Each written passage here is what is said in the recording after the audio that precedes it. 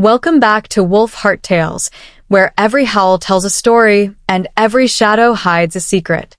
Before we dive into tonight's tale of rejection, destiny, and a king who kneels for his queen, smash that like button and let the algorithm know you're part of the pack. Subscribe and hit the notification bell so you never miss a story of fated mates, forbidden bonds, and the kind of love that rewrites destiny itself. Tonight's journey takes us deep into the eternal north, where a ghost pale Omega rejected by her own kind stumbles into a blizzard and discovers 12 dying wolves who will change everything she thought she knew about worth, power, and love. This is the Frost King's Pathfinder, a 14-chapter werewolf romance that will remind you that sometimes being cast out is just destiny's way of leading you home. Let's begin. Chapter 1. The Ghost at the Altar. The morning of Vesper's wedding day, the sky wept frozen tears. She should have known then. Should have read the omen written in ice and wind. But desperation makes fools of even the wisest, and Vesper had been desperate for belonging her entire life. 23 years of invisible existence had taught her to ignore signs, to swallow warnings, to accept whatever scraps of kindness the world offered without question. So when the Ashenclaw Pack's seamstress delivered the wedding dress, a borrowed thing, thin and patched, smelling of another woman's joy, Vesper had smiled and said thank you. When the ceremony coordinator told her she had 15 minutes to prepare instead of the traditional hour, Vesper nodded and obeyed. When the other Omegas whispered behind their hands as she passed, she'd pretended not to hear the words ghost bride and cursed thing floating in her wake. She'd spent her whole life pretending. The dress hung on her frame like a shroud. Too loose in the shoulders, too tight across the chest, clearly made for someone with an actual body instead of her collection of sharp angles and pale bones. Vesper stared at her reflection in the cracked mirror of the orphan house, the only home she'd ever known, and tried to see what others saw. Moon-pale hair that fell to her waist, so blonde it was almost white. Skin that had never seen sun, never tanned, never flushed with a healthy color. Eyes the gray-blue of winter dawn, too light, too strange, framed by lashes that were barely visible against her colorless skin. She looked like a ghost. She'd always looked like a ghost. "You look beautiful," croaked old Bronwyn from the doorway, her voice rough with age and sympathy. Vesper turned to face the elderly Omega who'd raised her, who'd taught her healing and herb lore, who'd shown her the only maternal love she'd ever known. Bronwyn had been ancient even when Vesper was a child, and the years had not been kind. But her eyes, those warm brown eyes so different from Vesper's pale ones, still held the same fierce affection they'd always carried. "You're a terrible liar, Mother Bronwyn," Vesper said softly, using the title all the orphans used for the woman who'd cared for 30 unwanted children across 4 decades. "I'm not lying." Bronwyn shuffled forward, her wolf-blessed strength faded to human frailty. "You've always been beautiful, child. The problem is no one in this god's-forsaken pack knows how to see anything that doesn't look like them." Vesper's throat tightened. "Merrick will. Merrick chose me." The words tasted like ash even as she spoke them. Merrick hadn't chosen her. Merrick had been assigned to her by Alpha Corvin, who'd grown tired of having an unclaimed Omega cluttering up his territory. 23 was ancient for an unmated Omega. Most bonded by 18, 19 at the latest. Vesper's continued single status was an embarrassment the Ashenclaw Pack wanted resolved. So they'd given her to Merrick, a mid-ranking beta with no prospects and fewer ambitions, and called it a mercy. Bronwyn's weathered hand cupped Vesper's cheek. "Listen to me, little ghost. If that boy has a lick of sense in his fool head, he'll treasure you. And if he doesn't," her eyes glittered with something fierce and protective, "then he's not worthy of you, and the moon goddess has other plans." "The moon goddess forgot about me the night my parents left me in the snow," Vesper whispered. She'd said it 1,000 times over 23 years, had carved the belief into her bones like scripture. Abandoned at 3 days old, wrapped in a threadbare blanket, left at the territorial border, like trash someone wanted to discard. No note, no explanation.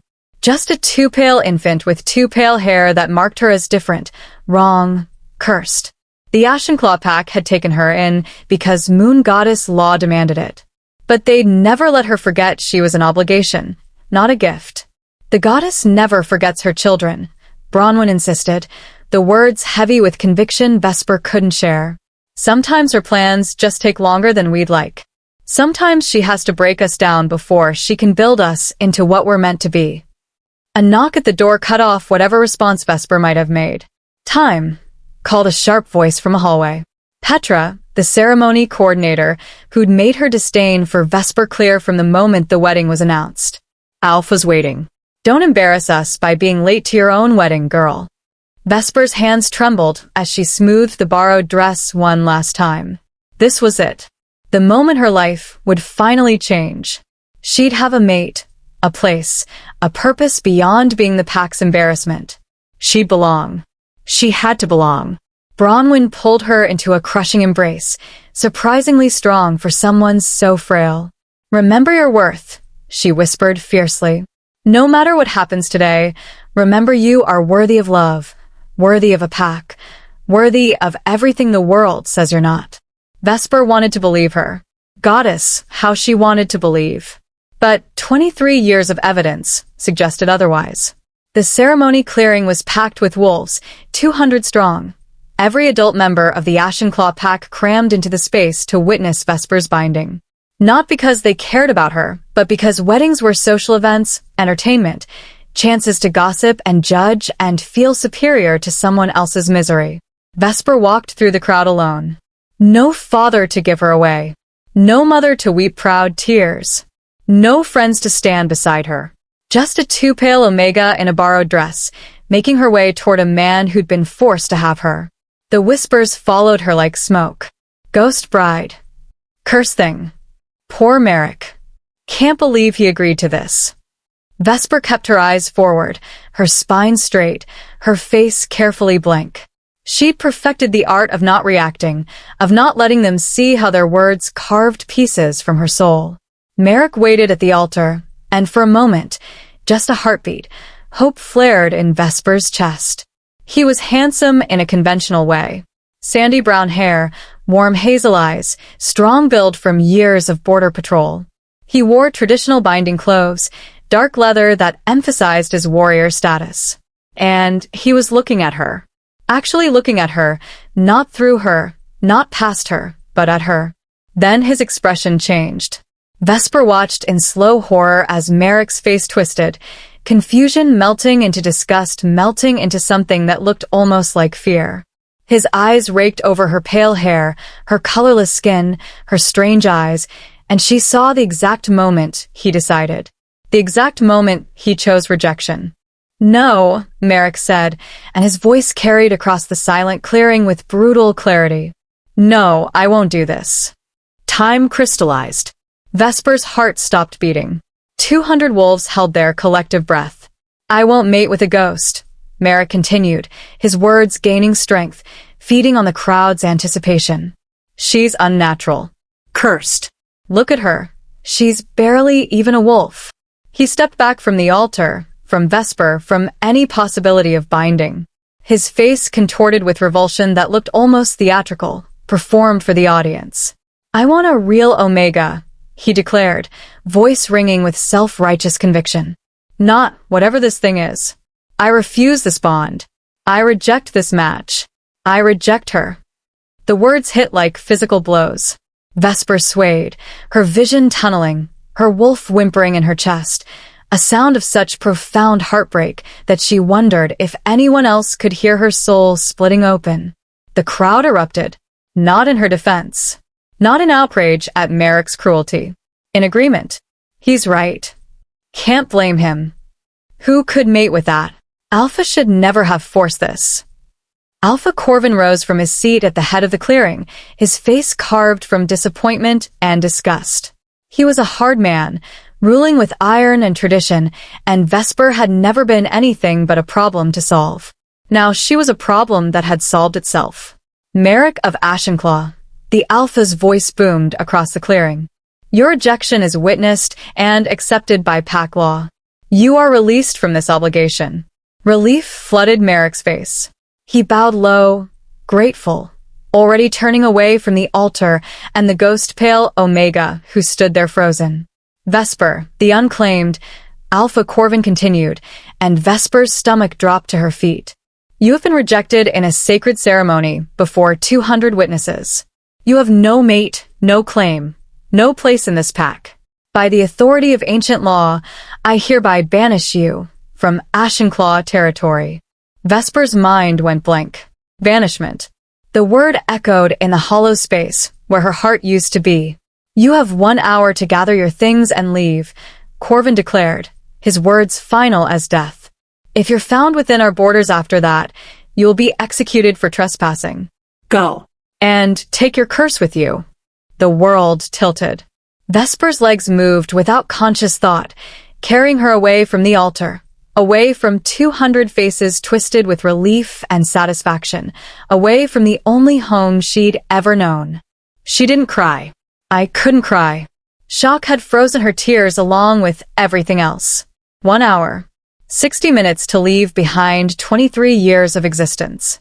Vesper stumbled back to the orphan house, her borrowed wedding dress dragging in the dirt, her mind a white blank of disbelief. Bronwyn wasn't there. She'd been too ill to attend the ceremony, confined to the healing house, and Vesper couldn't face her anyway.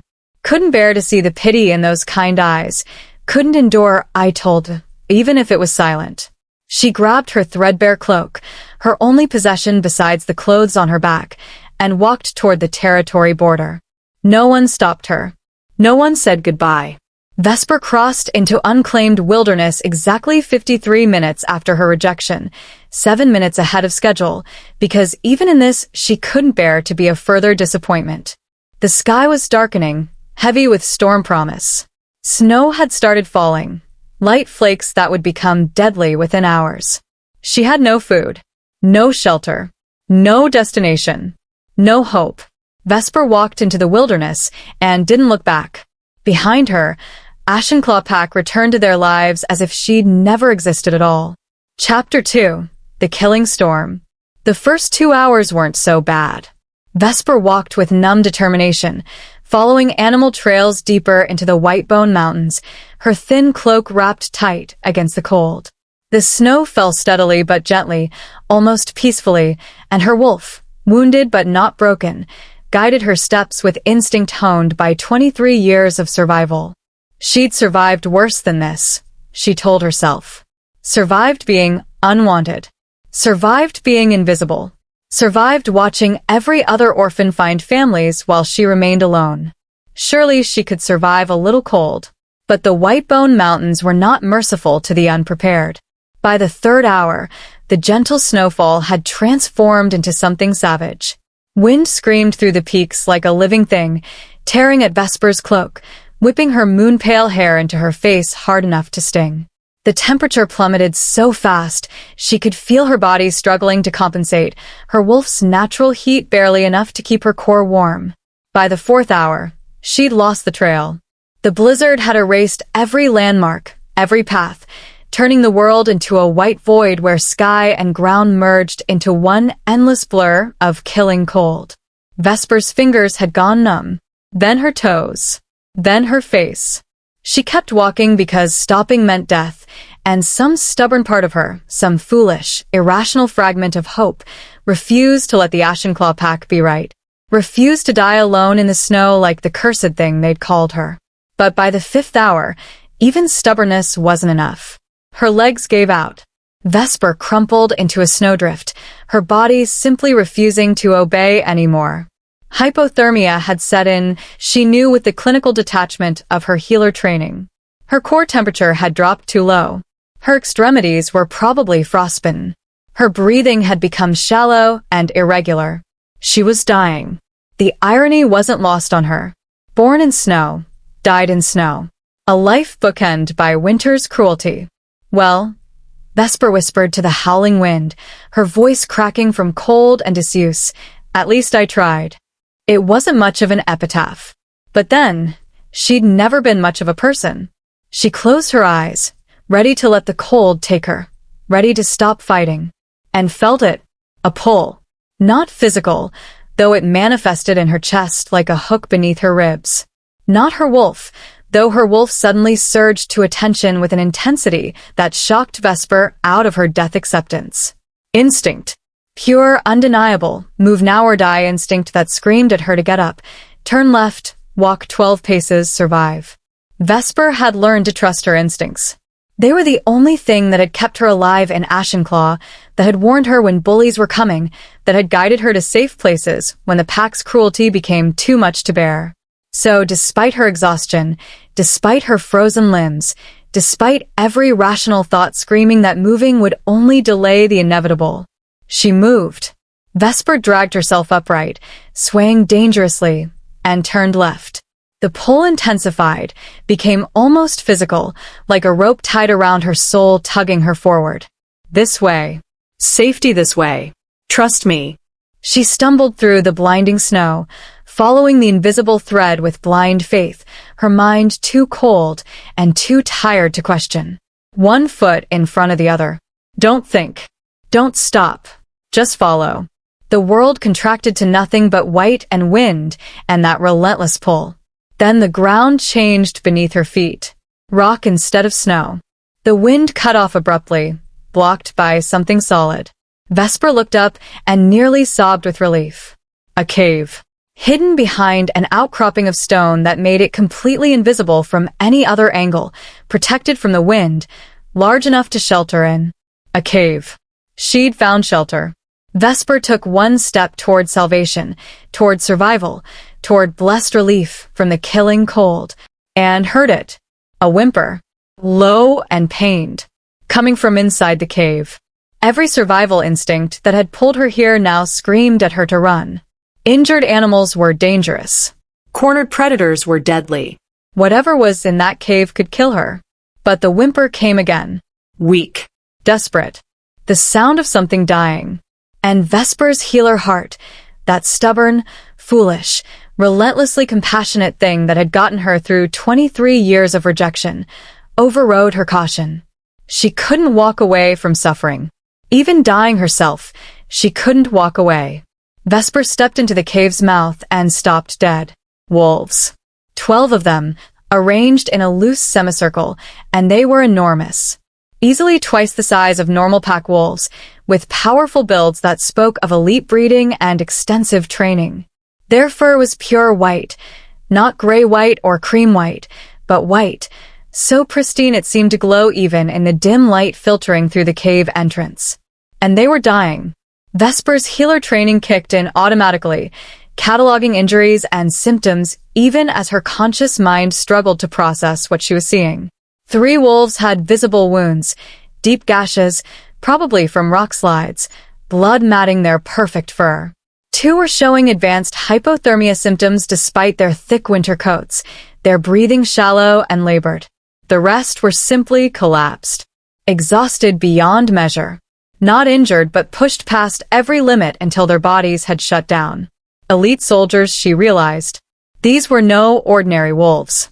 The way they'd positioned themselves even while dying, maintaining a defensive formation, protecting their wounded, spoke of military training. Years of discipline. Warriors from one of the great packs. Which meant their alpha was probably searching for them. Which meant if Vesper was found here, interfering with valuable property, she could be executed. She should leave. Find another cave. Another shelter. But even as the thought formed, Vesper was already moving deeper into the cave, toward the dying wolves, her healer instincts more powerful than her survival instincts. I'm going to help you, she said softly, her voice barely audible over the wind still howling outside. If you'll let me. 12 massive heads turned toward her in perfect synchronization, a coordinated movement that confirmed everything she'd suspected about their elite status. Their eyes were various shades of pale blue and silver, striking and intelligent, and they watched her with an intensity that should have been terrifying. But Vesper had stopped being afraid of death about 3 hours ago. She stood her ground, meeting their collective gaze steadily. I know I'm a stranger. I know you have no reason to trust me. But I'm a healer, and you're hurt, and if we don't work together, we're all going to freeze to death in this cave. So, what do you say? For a long moment, nothing moved. The wolves stared. Vesper waited. The blizzard raged. Then the largest wolf, a massive beast at the center of the formation with eyes like frozen lightning, made a soft sound in his throat. Not aggressive. Almost. Welcome. Permission granted. The other wolves relaxed fractionally, their defensive postures easing just enough to signal acceptance. Vesper let out a breath she hadn't realized she'd been holding and moved into their space. She spent the next hour fighting to save all their lives, including her own. First, she assessed each wolf methodically, checking injuries, breathing patterns, heart rates. Her frozen fingers were clumsy but functional, muscle memory taking over where conscious thought failed. The 3 wounded wolves had deep lacerations that needed cleaning and binding. The 2 hypothermic ones were in critical condition, their body temperatures dangerously low despite their natural defenses. Okay, Vesper said aloud, falling into the habit of talking through problems, a coping mechanism from years of working alone. First priority, warmth. We need fire, but I don't have any way to start one. She looked around the cave, squinting into the darkness. Second, shelter from the wind. This cave goes deeper. I can feel the draft. She addressed the wolves directly, meeting the eyes of the largest one. I'm going to explore deeper. See if there's anything we can use. Stay here and try to conserve heat. Huddle together if you can. The large wolf's tail thumped once against the stone floor, a deliberate movement that felt almost like acknowledgement. Vesper ventured into the darkness, using the same instinct that had led her to the cave in the first place. The pull was still there, fainter now but persistent, tugging her deeper into the mountain's embrace. Trust me. Safety here. Keep going. 50 feet in, the cave opened into a smaller chamber, more protected from the brutal wind. And there, arranged carefully in one corner, was evidence of previous habitation. A stack of firewood, old but dry. Flint and steel wrapped in oiled cloth. Several tattered blankets that looked ancient but serviceable. A small clay pot perfect for melting snow. Vesper's knees almost buckled with relief. Someone had used this cave before. Travelers or hunters, and they'd left supplies for the next desperate soul who stumbled through. Those supplies were going to save 13 lives tonight. She gathered everything she could carry and brought it back to the wolves, who had indeed started huddling together for warmth in her absence. Their training clearly included cold-weather survival tactics. Look, Vesper said, unable to suppress her smile despite everything, despite rejection, despite banishment, despite dying in a blizzard. We're going to make it. All of us. Starting the fire took 20 agonizing minutes. Vesper's hands were so numb she could barely feel the flint, and it kept slipping from her frozen fingers. She cursed quietly, language she'd learned from border guards and never dared use in Ashenclaw, and tried again, and again, and again. Finally, blessedly, a spark caught. A small flame bloomed in the tinder. Vesper fed it carefully, building it up with the skill Bronwyn had taught her, until real heat radiated from the center of their chamber. The 12 wolves crept closer immediately, drawn by warmth's promise like moths to light. Come on, Vesper urged, gently positioning them in a tighter circle around the flames. We need to share body heat. I know you're warriors and you probably hate showing weakness, but right now survival matters more than pride. She worked methodically despite her exhaustion, placing the most critical cases closest to the fire, checking vitals with numb fingers. Then she treated the injuries themselves, tearing strips from her already thin cloak to use as bandages, cleaning wounds with melted snow, working with determination that came from somewhere beyond herself. The largest wolf, the one with commanding presence and ice-lightning eyes, watched her work intently. When she came to examine him, she found deep gashes along his ribs that he'd been hiding. You should have said something, Vesper scolded gently as she cleaned the wounds. Leaders don't do anyone any good if they bleed out from stubbornness. The wolf made a sound that might have been sheepish. His pale eyes seemed almost amused. By the time Vesper finished treating everyone, full night had fallen. The blizzard outside had intensified into something truly apocalyptic, wind that sounded like the screams of the damned, snow that fell so thick it looked solid. They'd made it inside just in time.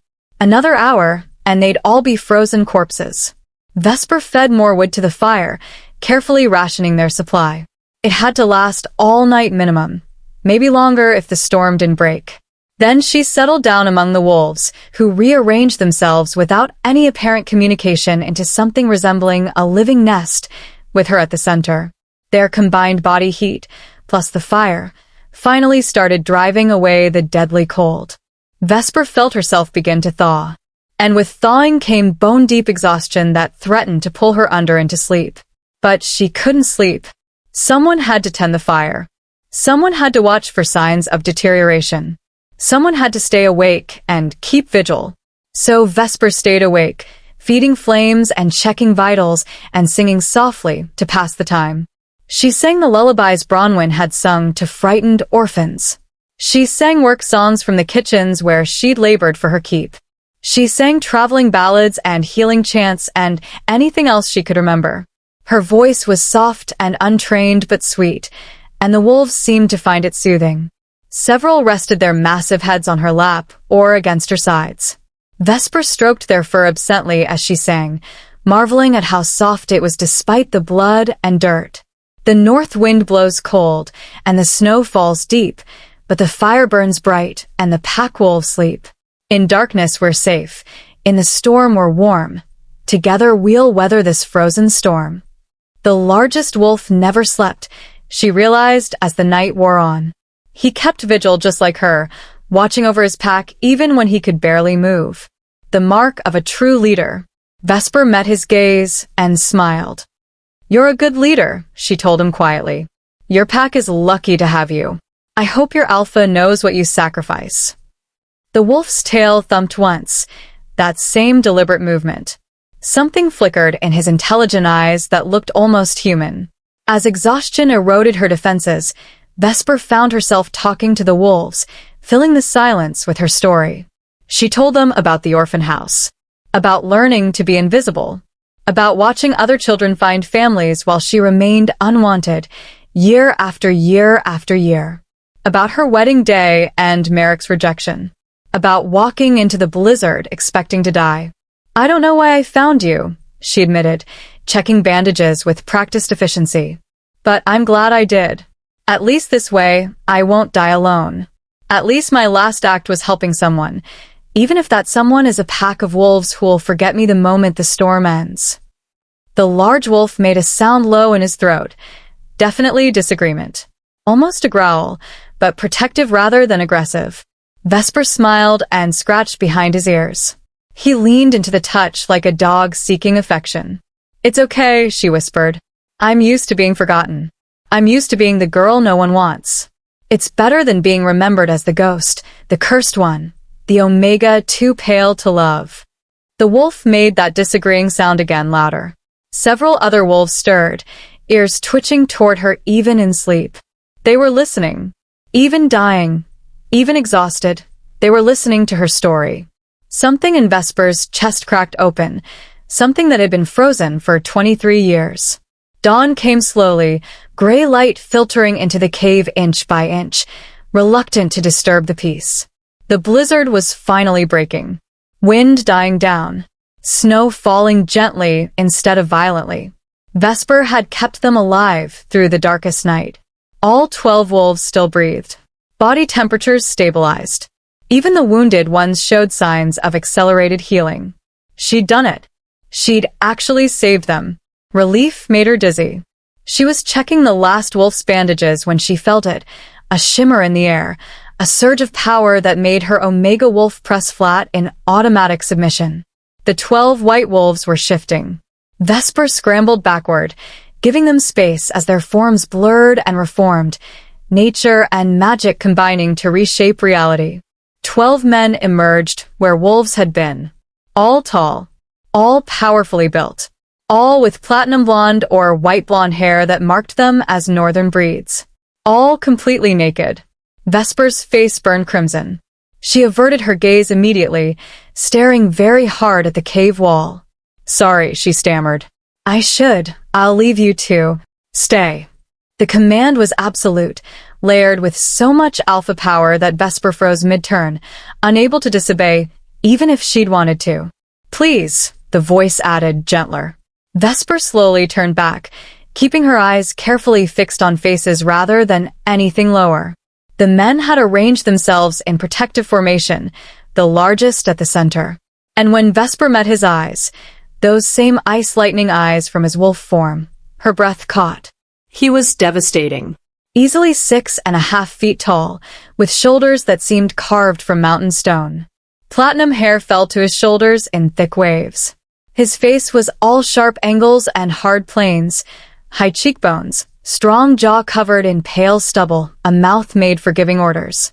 Scars covered his body, telling stories of countless battles. He looked like a warrior god made flesh. And he was looking at Vesper like she was something precious. "My name is Kale," he said, his voice carrying command even when gentle. "I am Alpha King of the Eternal North. These are my Shadowguard, the 12 finest warriors in my kingdom." Vesper's world tilted sideways. Alpha King. She'd sheltered the Alpha King himself. "We owe you our lives," Kale continued, never breaking eye contact. "And I would very much like to know the name of the remarkable Omega who saved us." Vesper's mouth went dry. 13 lives. She'd saved 13 lives, including the most powerful Alpha in the entire Northern Territories. "Vesper," she whispered, and somewhere in the depths of her soul, destiny clicked into place. Chapter 3. The Kneeling King. Vesper couldn't stop staring. Not at Kale's body, though Moon Goddess knew he was impressive in ways that made her inexperienced heart stutter, but at his eyes. Those impossible ice-blue eyes that held something she'd never seen directed at her before. Respect. "Vesper," Kale repeated, as if testing the weight of her name on his tongue. "A beautiful name. It means evening star, doesn't it?" She nodded mutely, surprised he knew. Most wolves didn't care about name meanings, especially not for unwanted orphans whose parents had abandoned them without explanation.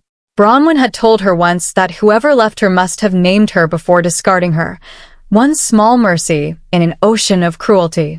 "It suits you," Kale said quietly. "You shine in darkness." Before Vesper could process that statement, before she could unpack the layers of meaning in his tone, one of the other men laughed. "Forgive us, little healer," the man said, silver-white hair catching the firelight. His gray eyes sparkled with mischief and warmth. "We're being terrible guests, standing here naked while you're clearly mortified." He shot Kale an amused look. "Your Majesty, perhaps we should dress before we traumatize our savior further?" "Zephyr's right," another man added, this one with darker platinum hair and eyes that burned with intensity. "We must look like barbarians." He bowed to Vesper with surprising grace given his state of undress. "I'm Kieran, Storm Reader of the Shadowguard, and I apologize on behalf of all 12 of us for our impropriety. We have supplies cached nearby," a third man said, quiet, with gentle hands that marked him as a healer like herself. "Once the storm fully passes, we can retrieve them. For now." He gestured at the tattered blankets Vesper had found. "Perhaps those?" "Asher. Always practical," Zephyr said with another laugh, moving to grab blankets. The other men followed suit, wrapping themselves with efficiency that spoke of military discipline. Kale was the last to cover himself, and he did so without breaking eye contact with Vesper, as if he feared she might disappear if he looked away. Once they were all semi-decent, the tension in the cave eased fractionally. "You called me little healer," Vesper said to Zephyr, finding her voice. "How did you know I'm a healer?" "You worked on us for hours," Zephyr replied, settling down by the fire with easy camaraderie. "Checked our vitals, cleaned and bound wounds, monitored our conditions throughout the night." Most wolves with healer training would have prioritized themselves, gotten warm and dry first, then dealt with injuries. "You went straight to Tria." He grinned. "Also, you scolded His Majesty for hiding his injuries. Only healers are brave or foolish enough to scold kings." "I didn't know he was a king," Vesper protested, heat flooding her cheeks. I knew you were an elite guard. I could tell from how you moved, but I didn't realize." She looked at Kale in horror. "I petted your ears. I called you a good boy. I sang you lullabies. Oh goddess, I'm so sorry. Don't apologize. Kale's voice cut through her spiraling panic with gentle firmness. You saved my life. You saved all our lives. You found shelter when we were lost and dying. You built fire when we were freezing. You treated our injuries while you yourself were injured and exhausted. You stayed awake all night keeping watch, so we could rest safely. He paused, and something fierce entered his expression. That's not inappropriate, Vesper. That's extraordinary. Most people would have run. Added another guard, this one with hair the color of fresh snow and chips of ice for eyes. Elite guards are intimidating even when healthy.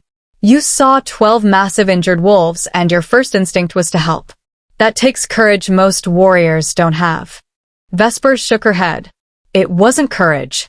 I was dying anyway. What did I have to lose? Everything, Kale said softly. You could have died faster, more painfully. Injured wolves are dangerous. We could have killed you in our confusion. But you came anyway because you couldn't walk past suffering. His gaze intensified. That's not a lack of options, Vesper. That's character. The weight of 12 sets of eyes, all watching her with varying degrees of respect and curiosity, made Vesper want to shrink into herself. This was too much attention, too much focus. She wasn't used to being seen, let alone valued. What happened to you? Kale asked, his voice gentle but threaded with command that expected answers. Why were you alone in a blizzard, dying in the mountains? What pack would let an Omega wander into a killing storm? Vesper's hands twisted in her lap. The borrowed wedding dress, now filthy and torn, felt like mockery against her skin. I wasn't let, she said quietly. I was banished. The temperature in the cave dropped 10 degrees. Power rippled through the space. Alpha authority, responding to injustice. Banished, Kale repeated, his voice deadly soft. For what crime? For being... Vesper gestured vaguely at herself. This. Too pale. Too strange. Cursed by the moon goddess, they said. Who said that? Kieran demanded, righteous anger coloring his tone. What pack? Ashenclaw territory, Vesper whispered. Yesterday was supposed to be my wedding day. My intended mate, Merrick, took one look at me at the altar and... She swallowed hard. He rejected me. In front of 200 witnesses. Said I was unnatural. Barely even a wolf. Said he wanted a real Omega, not whatever I am. 200 witnesses, Zephyr breathed, horror replacing his earlier mirth. A public rejection in a sacred ceremony. That's illegal, Kale finished, his voice like frozen steel. Appearance-based rejection is explicitly forbidden under Northern law. Any alpha who permits it is subject to challenge and removal from power. Vesper looked up sharply. What? Mate rejection is allowed, Asher explained, his healer's voice calm and factual. But only for legitimate reasons, incompatibility, abuse, betrayal. Rejecting someone for their appearance is considered discrimination and is punishable under the laws that govern all Northern packs. His expression hardened. Ashenclaw's alpha broke the law. Publicly. In front of witnesses. It doesn't matter, Vesper said tiredly. I have nowhere to go anyway. No pack. No family. No one wants me. Kale stood in one fluid movement. Even wrapped in a tattered blanket, he managed to look regal. That's where you're wrong, he said quietly. He moved closer, and Vesper had to tilt her head back to maintain eye contact. Up close, his presence was overwhelming. Not threatening, but powerful in a way that made her wolf want to submit and her heart want to trust. I've been searching for 2 years, Kale said, his voice pitched low enough that only she could hear. Searching for an Omega who meets very specific requirements. Vesper's breath caught. What requirements? She has to be compassionate enough to help strangers without expecting reward, Kale said, ticking off points on his fingers. Strong enough to survive impossible situations without breaking. Brave enough to face danger without flinching. He paused, his ice blue eyes boring into hers. And she has to have the gift of Pathfinder. Vesper blinked. Pathfinder? What's that? The ability to find safety, Kale explained. To sense the right path even when all seems lost. It's a rare gift, one that manifests in moments of desperate need. He gestured around the cave. You found this place in a blizzard when you were dying. You found supplies we needed to survive. You knew exactly how to keep us alive without training or guidance. That wasn't luck, Vesper. That was your gift awakening. I don't have a gift, Vesper protested. I've always had good instincts, that's all. Survival mechanisms from growing up unwanted. Pathfinders often don't recognize their own gift, Asher interjected. It manifests as instinct, as intuition, as following hunches that turn out to be life-saving. But it's more than that. It's the ability to sense destiny's convergence points, moments when the right choice means the difference between life and death. You led yourself to us, Kale continued, at the exact moment when waiting even another hour would have meant death for several of my Shadowguard. You found this cave that no one should have been able to find. It's hidden, protected, known only to a handful of travelers. You located supplies that saved 13 lives. That's not a coincidence, Vesper. That's destiny. Vesper shook her head, unable to process what he was suggesting. I can't be, I'm nobody. Just a rejected Omega with no pack, no family, no. You're a Pathfinder. Kale interrupted gently but firmly. Rare. Valuable. Exactly what I've been searching for. He dropped to one knee in front of her. Vesper's heart stopped. Behind Kale, all 11 Shadowguard immediately knelt as well. A unified movement of respect and ceremony that made the cave feel suddenly sacred. I've been searching for a Luna, Kale said, his voice carrying to fill the space. Someone worthy of standing beside me, of helping me lead the eternal north. Someone who sees those in need and helps without hesitation or calculation. Someone who leads with heart rather than power. His ice-blue eyes held hers with unwavering intensity. I've found her. I've found you. Vesper couldn't breathe. I couldn't think. Her mind rejected what she was hearing as impossible. You can't be serious, she whispered. I'm nobody. I'm a rejected Omega with no training in leadership. I'm too pale, too strange. Everyone says I'm cursed. You're beautiful, Kale interrupted, absolute conviction in every word. Your hair is like moonlight on snow. Your skin is like the first frost. Your eyes are like winter dawn.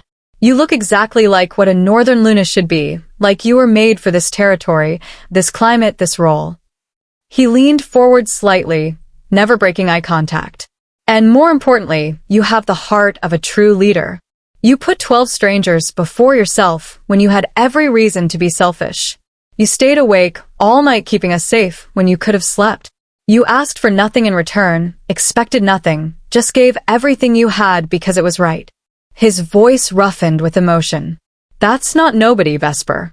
That's exactly what a Luna should be. He held out his hand, calloused and scarred from years of battle. Be my Luna, Kale said simply. Be my mate. Stand beside me and help me build a territory where wolves like you are valued, not cast out. Where compassion is rewarded, not punished. Where being different is celebrated as a gift, not condemned as a curse. His expression softened. Where no child ever has to grow up feeling unwanted or unloved. Vesper's mind was reeling. This couldn't be real. Things like this didn't happen to wolves like her. She'd been rejected 24 hours ago, banished to die, and now the Alpha King himself was proposing? It was too much. Too fast. Too impossible. I need time, she managed, her voice shaking. I need to think. Of course, Kale said immediately. He lowered his hand but remained kneeling, keeping himself at her level rather than towering over her. You've been through trauma. You need time to process, to heal, to decide what you want without pressure. He paused, then continued carefully. I'm not asking you to accept right now. I'm asking you to come back to my territory, to see what life could be like, to get to know me and my pack before you make any decisions. No obligations. No expectations. Just a chance. Vesper looked at the 12 warriors, all still kneeling, all watching her with what looked like genuine hope rather than judgment or disgust. She looked at Kale, at his sincere expression, at the hope blazing in his ice-blue eyes, at the way he was offering rather than demanding. And she thought about the alternative. Walking back into the blizzard. Dying alone in the snow. Having her last moments be frozen and afraid and unwanted. "Okay," she whispered. "I'll come with you. I'll see your territory." She met Kale's gaze directly. "But I'm making no promises about being your Luna. I need to see if this is real first. If you're real." Kale's face transformed with a smile that was devastating in its genuine joy. "That's all I ask," he said, rising to his feet. "Thank you, Vesper. For everything. For saving our lives, for giving me hope, for being willing to try." He offered his hand again, not demanding, just offering. After a moment's hesitation, Vesper placed her cold, small hand in his warm, large one. His fingers closed around hers gently, carefully, like she was something precious. "Welcome to the Eternal North," Kale said softly. "I promise you, little Pathfinder, this is going to change everything." Behind him, the Shadowguard rose as one, their faces reflecting varying degrees of satisfaction and hope. Zephyr caught Vesper's eye and winked. "About time our king found someone brave enough to scold him," he said cheerfully. "This is going to be entertaining." Despite everything, despite rejection and banishment and nearly dying and having her entire world turned upside down in less than 24 hours, Vesper felt something unfamiliar bloom in her chest. It took her a moment to recognize it. Hope. For the first time in 23 years, she felt hope. Outside, the storm finally broke. Pale sunlight filtered into the cave, turning ice crystals into diamonds. A new day was beginning, and Vesper, the ghost Omega that no one wanted, was about to discover what it meant to be seen. Chapter 4. The journey begins. The storm had left the world transformed. Vesper stood at the cave entrance, wrapped in one of the salvaged blankets, and stared at a landscape of pristine white. Snow covered everything in smooth, unmarred drifts that sparkled like crushed diamonds under the morning sun. The sky was a pale, crystalline blue, the kind of achingly beautiful clarity that only came after violent storms. It looked peaceful, deceptive. Vesper knew better than to trust beautiful things. Behind her, the Shadowguard were efficiently organizing their limited resources and planning the route back to Frostfire Kingdom. They moved with the kind of synchronized precision that came from years of working together, anticipating each other's movements, communicating with gestures and glances more than words. Kale stood slightly apart, watching Vesper watch the world. She could feel his gaze on her back like a physical touch, warm and weighted with something she couldn't quite name. "The nearest supply cache is about 6 miles northwest," Kieran announced, studying the sky with the intensity of someone reading a book. "The weather should hold for at least 12 hours. No new storms are forming that I can sense. We need to move soon," added a massive man with cold dark eyes, the one Vesper had mentally dubbed the mountain during the night. "The longer we wait, the more dangerous the passes become. Snow will be unstable after a storm like that." "Torvin's right," Kale agreed, finally pulling his attention from Vesper.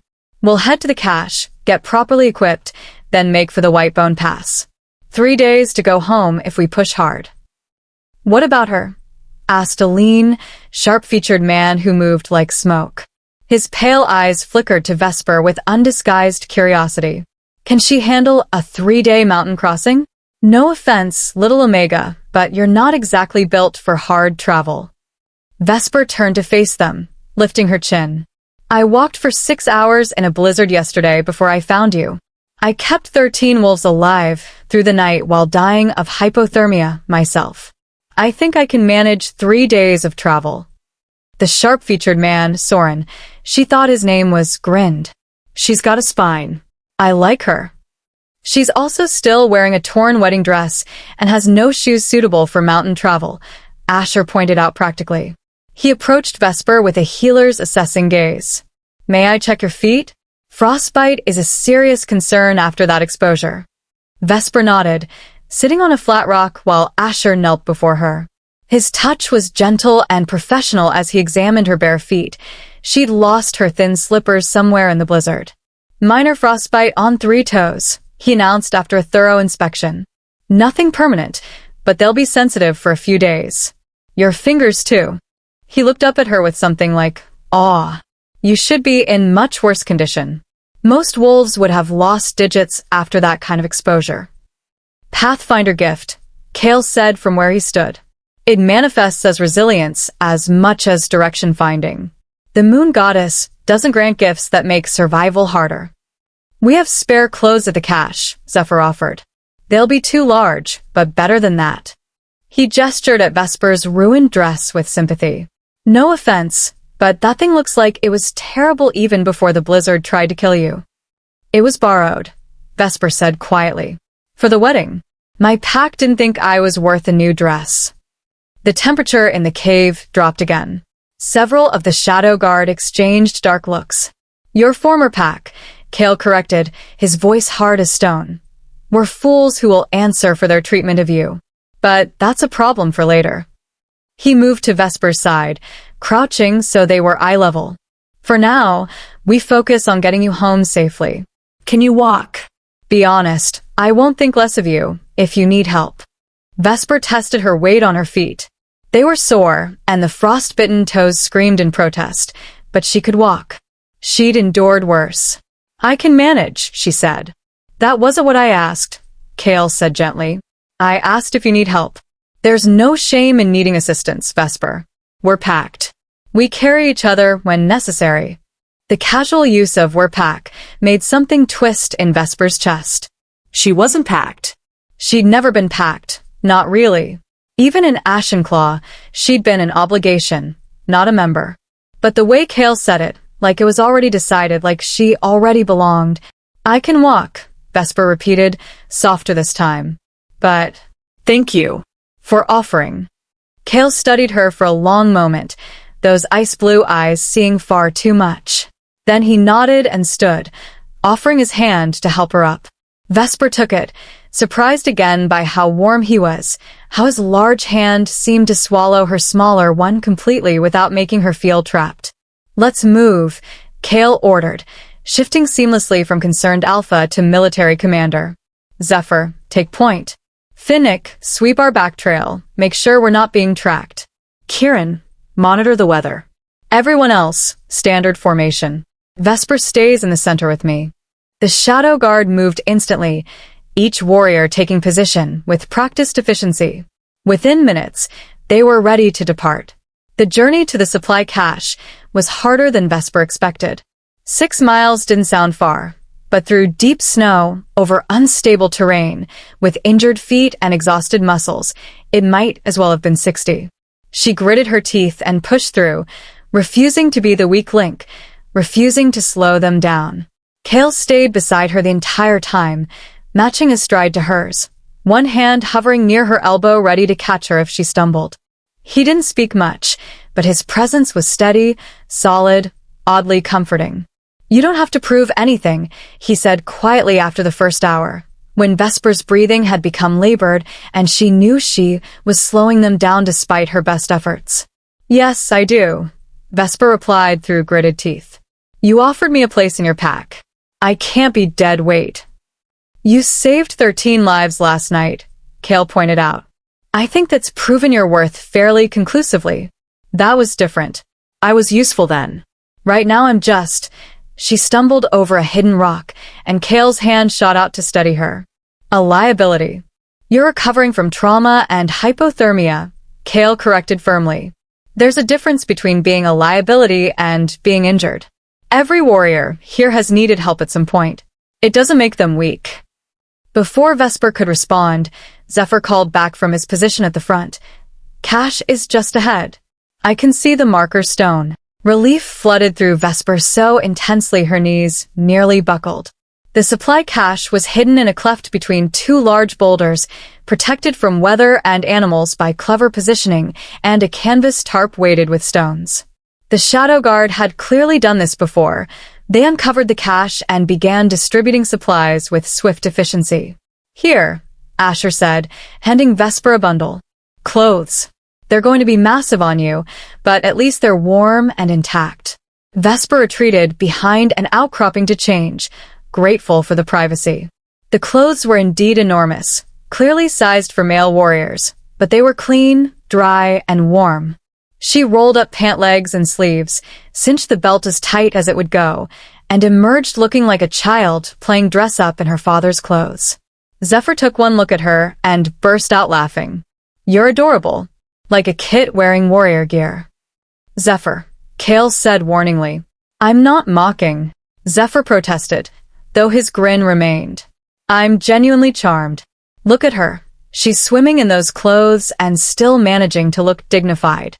I look ridiculous, Vesper muttered, but there was no real heat in it. After 23 years of being called a ghost and a curse, adorable was actually rather nice. You look warm and protected, Kale said firmly. That's what matters. He handed her a pair of fur-lined boots. These should fit better. They're from our emergency supplies, designed to fit multiple sizes. The boots did fit better, and the fur lining felt like heaven against her abused feet. Vesper also accepted a thick fur cloak, Real northern fur, not the threadbare thing she'd had before, and felt truly warm for the first time since her banishment. They ate quickly, dried meat and hard bread from the cache, washed down with melted snow. It wasn't much, but it was more than Vesper had eaten in 2 days. Her body responded to the fuel with renewed energy. We'll make Whitebone Pass by nightfall if we maintain a good pace, Kieran announced, still studying the sky. There's a way station there, shelter, more supplies. We can rest properly before the final 2-day push. What's a way station? Vesper asked. A small fortified shelter, Kale explained. We maintain several throughout the mountains for exactly this kind of situation, supply runs, patrols, emergencies. They're stocked, defensible, and warm. You'll be able to sleep in an actual bed tonight instead of on a cave floor. The thought of a bed, of proper sleep, was almost overwhelming. They set out again, moving faster now that everyone was properly equipped and fed. The Shadowguard fell into easy conversation as they traveled, and Vesper found herself learning about them almost by osmosis. Zephyr was the tracker and apparently the group's main source of levity, always with a joke or observation that kept spirits high. Kieran could read weather patterns with uncanny accuracy, a gift that had saved their lives countless times. Asher was their healer, calm and methodical, with gentle hands that inspired trust. Finnick was their scout, small and fast, ranging ahead and behind with supernatural stealth. Thane was the strategist, always thinking 3 moves ahead, analyzing threats before they materialized. Blaze was their weapons master, carrying more blades than seemed physically possible and treating each like a beloved child. Stellan had the keenest eyesight she'd ever witnessed, spotting things at distances that should have been impossible. Torvin was indeed a mountain. Massive, unshakable, the pack's immovable object. Dax was their spy, sharp-featured and sharp-minded, reading people as easily as Kieran read weather. Neil was their diplomat, silver-tongued and charming, capable of negotiating anything from peace treaties to tavern brawls. Soren was their stealth expert, moving like shadow, appearing and disappearing without sound. And Valen, quiet, watchful Valen with dark platinum hair and eyes like winter storms, was Kale's second-in-command, his shadow, the one who anticipated his needs before Kale voiced them. They were the legendary Shadowguard, and they were treating Vesper like she belonged. Tell us about yourself, Zephyr said as they navigated a particularly tricky section of trail. We know you're from Ashenclaw, you're a healer, and you have the worst former pack in the Northern Territories. What else? There's not much to tell, Vesper said honestly. I'm an orphan. Was raised in the orphan house by elderly Omegas who did their best. Learned healing from Mother Bronwyn who... Her voice caught. Who I'll never see again. Why not? Asher asked gently. I was banished. If I set foot in Ashenclaw territory, I'll be executed. Vesper swallowed hard. Bronwyn was like a mother to me. The only one I ever had. And I didn't even get to say goodbye. Kale's hand found hers, squeezing gently. We can arrange for her to visit you in Frostfire, if you'd like. Or send messages. Banishment goes one way. It means you can't return, but others can leave to see you. Hope sparked. Really? That's allowed. It's your right, Kale said firmly. Pack bonds don't break, just because alphas are idiots. If Bronwyn wants to maintain contact, she can. I'll send an official invitation if needed. No pack would refuse an Alpha King's request. Vesper's eyes burned with tears she refused to shed. Thank you, she whispered. The conversation flowed around her as they traveled. Stories of past missions, gentle teasing between warriors, questions about her healing training that she answered as best she could. It felt surreal, being included, being asked about her thoughts and experiences like they mattered. By the time they reached Whitebone Pass, the sun was setting in a blaze of orange and pink across the snow. The way station was exactly as Kale had described, a small but solid structure built into the mountainside, with thick walls and a sturdy door. It was warm inside. There were actual beds, 6 bunks with real mattresses and blankets. A stone fireplace. Cabinets stocked with supplies. It felt like luxury after the cave. You take the private chamber, Kale said, gesturing to a small room off the main space. It's not much, but you'll have privacy. Vesper looked at the tiny room, barely large enough for a single bed and a small chest, and felt her throat tighten. Privacy. When has she ever had privacy? Thank you, she managed. That night, after a hot meal and with her stomach full for the first time in days, Vesper lay in an actual bed under actual blankets and stared at the ceiling. Through the thin walls, she could hear the Shadowguard talking quietly, their voices a low rumble that was oddly soothing. She could hear Kale's voice among them, deep and commanding even when casual, and found herself listening for it specifically. This couldn't be real. Tomorrow she'd wake up and discover it was all a hypothermia-induced hallucination. She'd be back in the snow, dying alone, having dreamed up a rescue that never came. But for now, for tonight, Vesper let herself believe. Let herself imagine a world where she belonged, where she was wanted. Being different was a gift instead of a curse. Outside, wolves howled in the distance. Wild ones, not shifted, and their song echoed through the mountains like a promise. Or maybe a welcome. Vesper closed her eyes and, for the first time in 23 years, fell asleep feeling safe. Chapter 5. Walls coming down.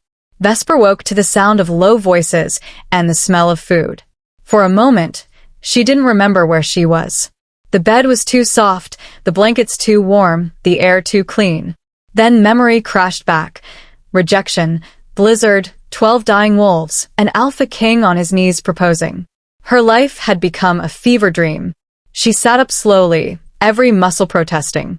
Yesterday's journey had taken more out of her than she'd wanted to admit.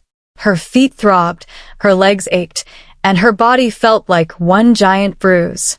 But she was alive. Warm. Safe.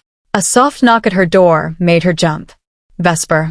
Asher's gentle voice filtered through the wood. I brought breakfast. And medical supplies. I'd like to check your frostbite if you're willing. Vesper wrapped a blanket around herself and opened the door. Asher stood there with a tray of food and a leather satchel, his expression professional but kind. How are you feeling? He asked, setting the tray on the small chest. Sore, Vesper admitted. But better than I have any right to be. Pathfinder resilience, Asher said, unpacking his supplies. Your gift doesn't just guide you to safety, it helps you survive long enough to reach it. May I? He gestured to her feet, and Vesper nodded, sitting on the bed and extending her legs. Asher examined her toes with practiced efficiency, his touch gentle. Healing well, he announced after a few minutes. Better than expected, actually. The discoloration is already fading. You'll have sensitivity for another day or two, but no permanent damage. He looked up at her with curiosity. Has anyone ever explained what Pathfinder abilities actually do? Vesper shook her head. I didn't know I had abilities. I thought I just had good survival instincts. It's more than that, Asher explained, beginning to wrap her feet in clean bandages infused with something that smelled of herbs and healing. Pathfinders are incredibly rare, maybe one in 10,000 wolves. The gift manifests in different ways, but the core is always the same. You can sense convergence points. What does that mean? Moments when multiple destinies intersect, Asher said. Times when being in the right place means survival, and being in the wrong place means death, for you or others. Your instincts led you to that cave at the exact moment we needed rescue. That wasn't a coincidence. The moon goddess doesn't waste gifts, came Kale's voice from the doorway. Vesper looked up to find him leaning against the frame, watching her with those intense ice-blue eyes. Every Pathfinder in recorded history has played a crucial role in major events. They find lost children, prevent disasters, and locate hidden threats. There. He paused. They're Destiny's scouts. That's a lot of pressure for someone who couldn't even find a mate in her own pack, Vesper said, trying for humor but hearing the bitterness in her own voice. Kale entered the room fully, and Asher took that as his cue to excuse himself, gathering his supplies and slipping out with a knowing look. Your pack was blind, Kale said simply. He sat on the edge of her bed, close but not threatening, present without crowding. They looked at you and saw a difference. Saw something that scared them because they couldn't understand it. So they labeled you cursed rather than admit their own limitations. Maybe they were right, Vesper whispered. Maybe I am cursed. My parents abandoned me. No one ever wanted me. Merrick, her voice broke. He looked at me like I was something disgusting. Like my very existence was offensive. Merrick is a coward and a fool, Kale said, his voice hard. And when I'm done dealing with Ashenclaw's Alpha for permitting an illegal rejection, I'll make sure Merrick understands exactly what he threw away. The protective fury in his tone made Vesper's wolf perk up with interest. No one had ever been angry on her behalf before. Why do you care? She asked. You don't know me. Not really. I'm just someone you found dying in a cave. You're someone who saved my life, Kale corrected. You're someone who stayed awake all night keeping 12 strangers alive when you had every reason to let us die and save yourself. You're someone who sang lullabies to wounded warriors and called me a good boy and scolded me for hiding injuries. His lips quivered with a small smile. You're someone interesting, Vesper. And I'd like to get to know you better. What if you don't like what you find? What if I do? They stared at each other, and Vesper felt something shift in the air between them, something electric and terrifying and oddly inevitable. Kale reached out slowly, giving her time to pull away, and tucked a strand of moon-pale hair behind her ear. His fingers lingered on her cheek for just a moment. Eat your breakfast, he said softly. We have another long day ahead. 2 more days until we reach Glacier Heart, and I want you strong enough to see it properly. My home is beautiful, and you deserve to experience it at your best. He stood and moved to the door, then paused. For what it's worth, Vesper, I've met hundreds of Omegas. Beautiful ones, accomplished ones, ones from the finest families with impeccable breeding. None of them made me feel what I felt watching you work last night. None of them made me think this one. She's the one I've been waiting for.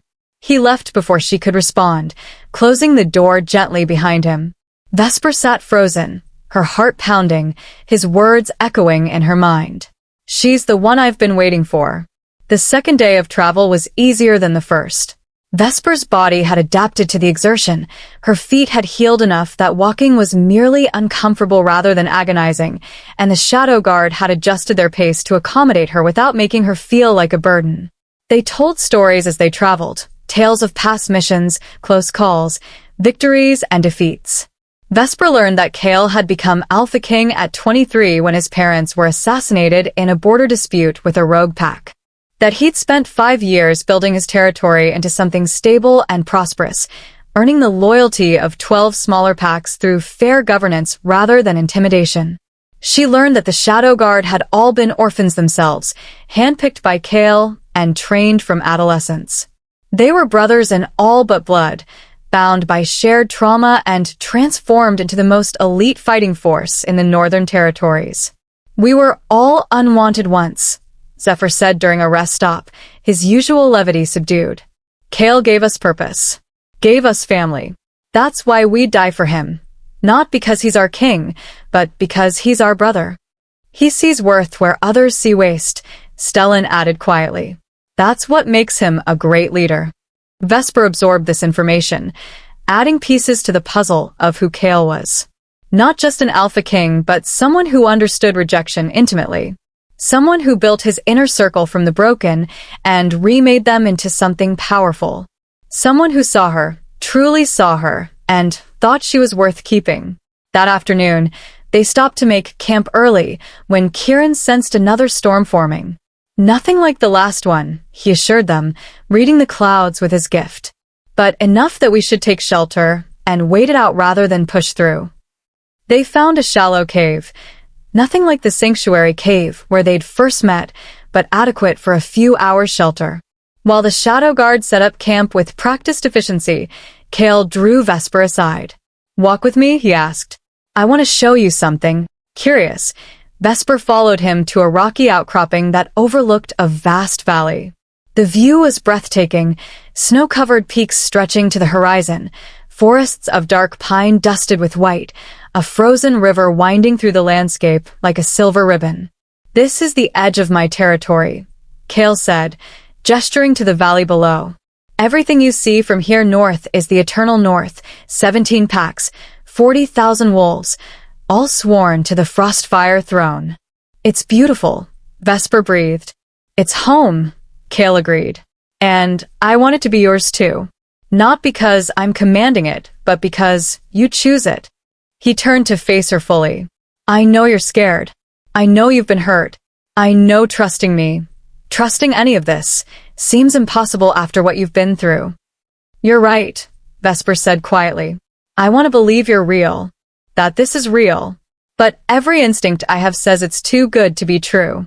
That you'll wake up one day and realize I'm not worth the trouble.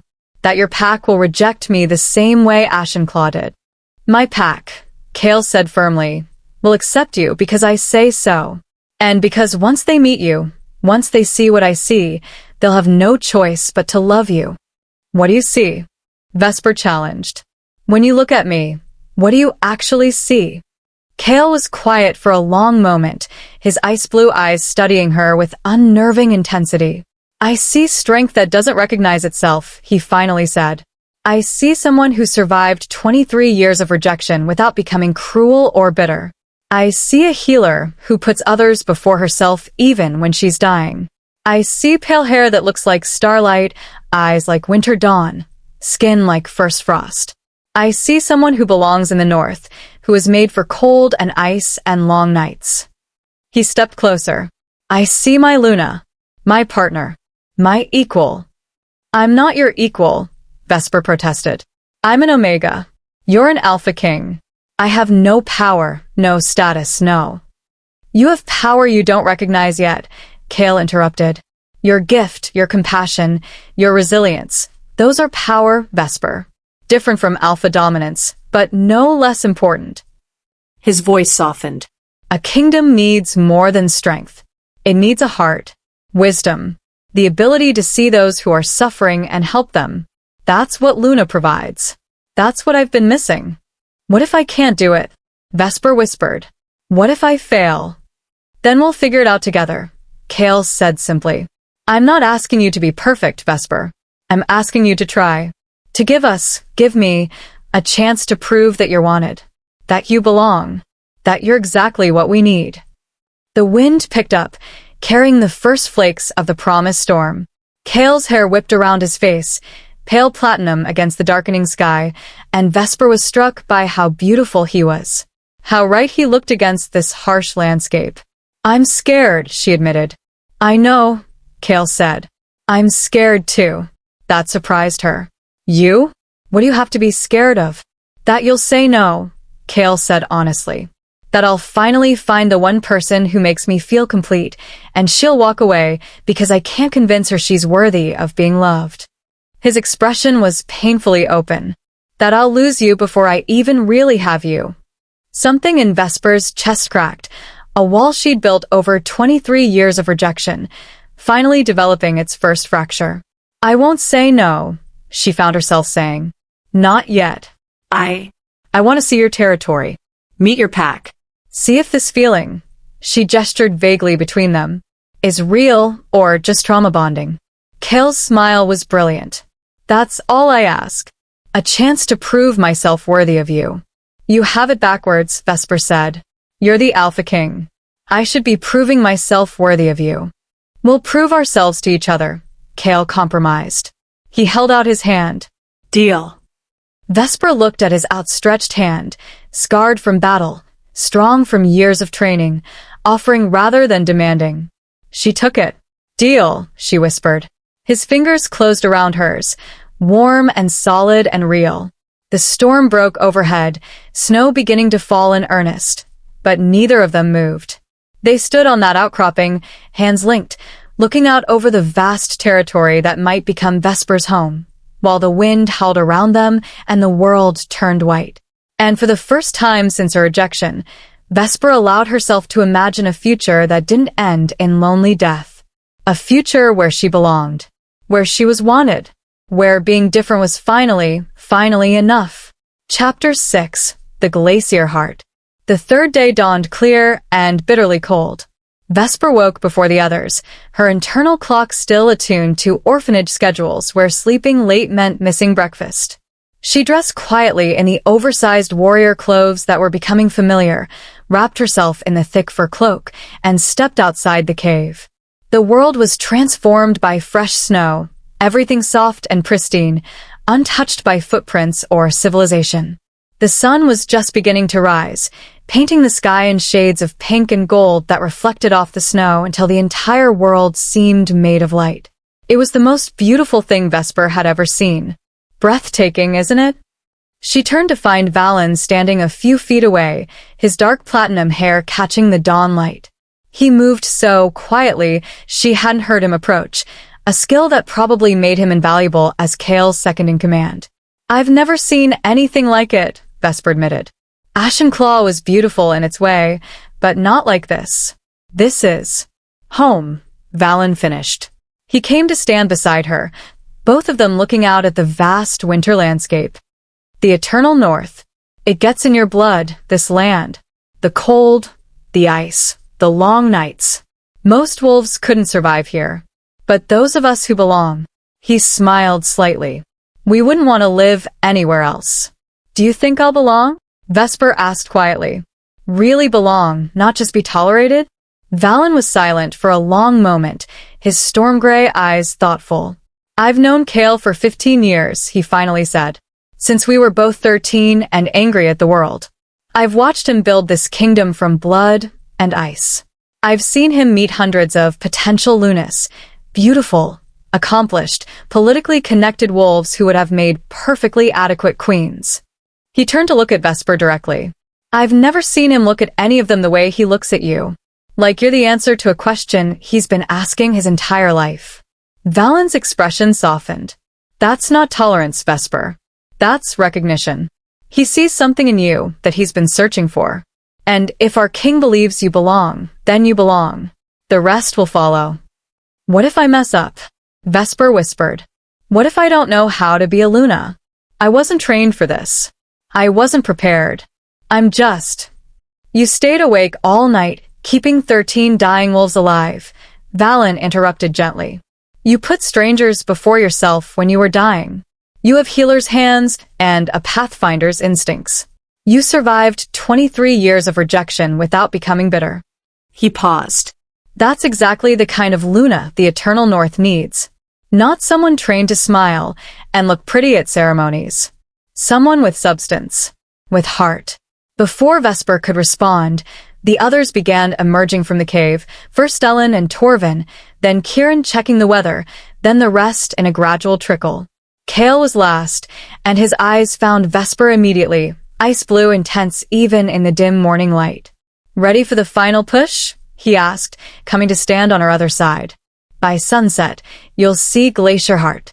Anticipation and terror warred in Vesper's chest. Ready as I'll ever be. They traveled through progressively more populated territory as the day wore on. First, they encountered hunting parties from outer packs, small groups who recognized the Shadowguard immediately and bowed with deep respect. The hunters stared at Vesper with open curiosity, whispering among themselves, but no one questioned her presence beside their king. Then they passed through a small border village where children ran out to greet the Shadowguard with excited shouts. Zephyr swung a tiny girl onto his shoulders while Torvin let a brave boy hang from his massive arm. The villagers emerged from their homes, bowing to Kale but also smiling with genuine warmth, the kind of affection that couldn't be faked. "Your Majesty," an elderly woman said, approaching with a basket. "We heard you were on patrol. I made sweetbreads, your favorite." "Mira, you spoil me," Kale said warmly, accepting the basket and immediately offering one of the pastries to Vesper. "This is Vesper. She'll be visiting Glacier Heart for a time." Myra's eyes sharpened with interest, taking in Vesper's moon-pale hair and borrowed warrior clothes. "Visiting, is it?" Her tone suggested she knew better. "Well, any friend of His Majesty is welcome in our village." "You look half-starved, child." "Come back through sometime, and I'll feed you properly." It was such a motherly offer, so casually kind, that Vesper's throat tightened. "Thank you," she managed. As they continued through the village, Vesper noticed something that struck her deeply. The wolves here were healthy. The children were well-fed and playing without fear. The homes were sturdy and well-maintained. There was no sense of oppression, no undercurrent of cruelty. This was what good leadership looked like. "Your people love you," Vesper observed once they'd left the village behind. "I work hard to earn that love," Kale replied. "My father ruled through fear and dominance. When he was assassinated, the Outer Packs nearly rebelled. They'd been waiting for an excuse. I had to rebuild trust from nothing."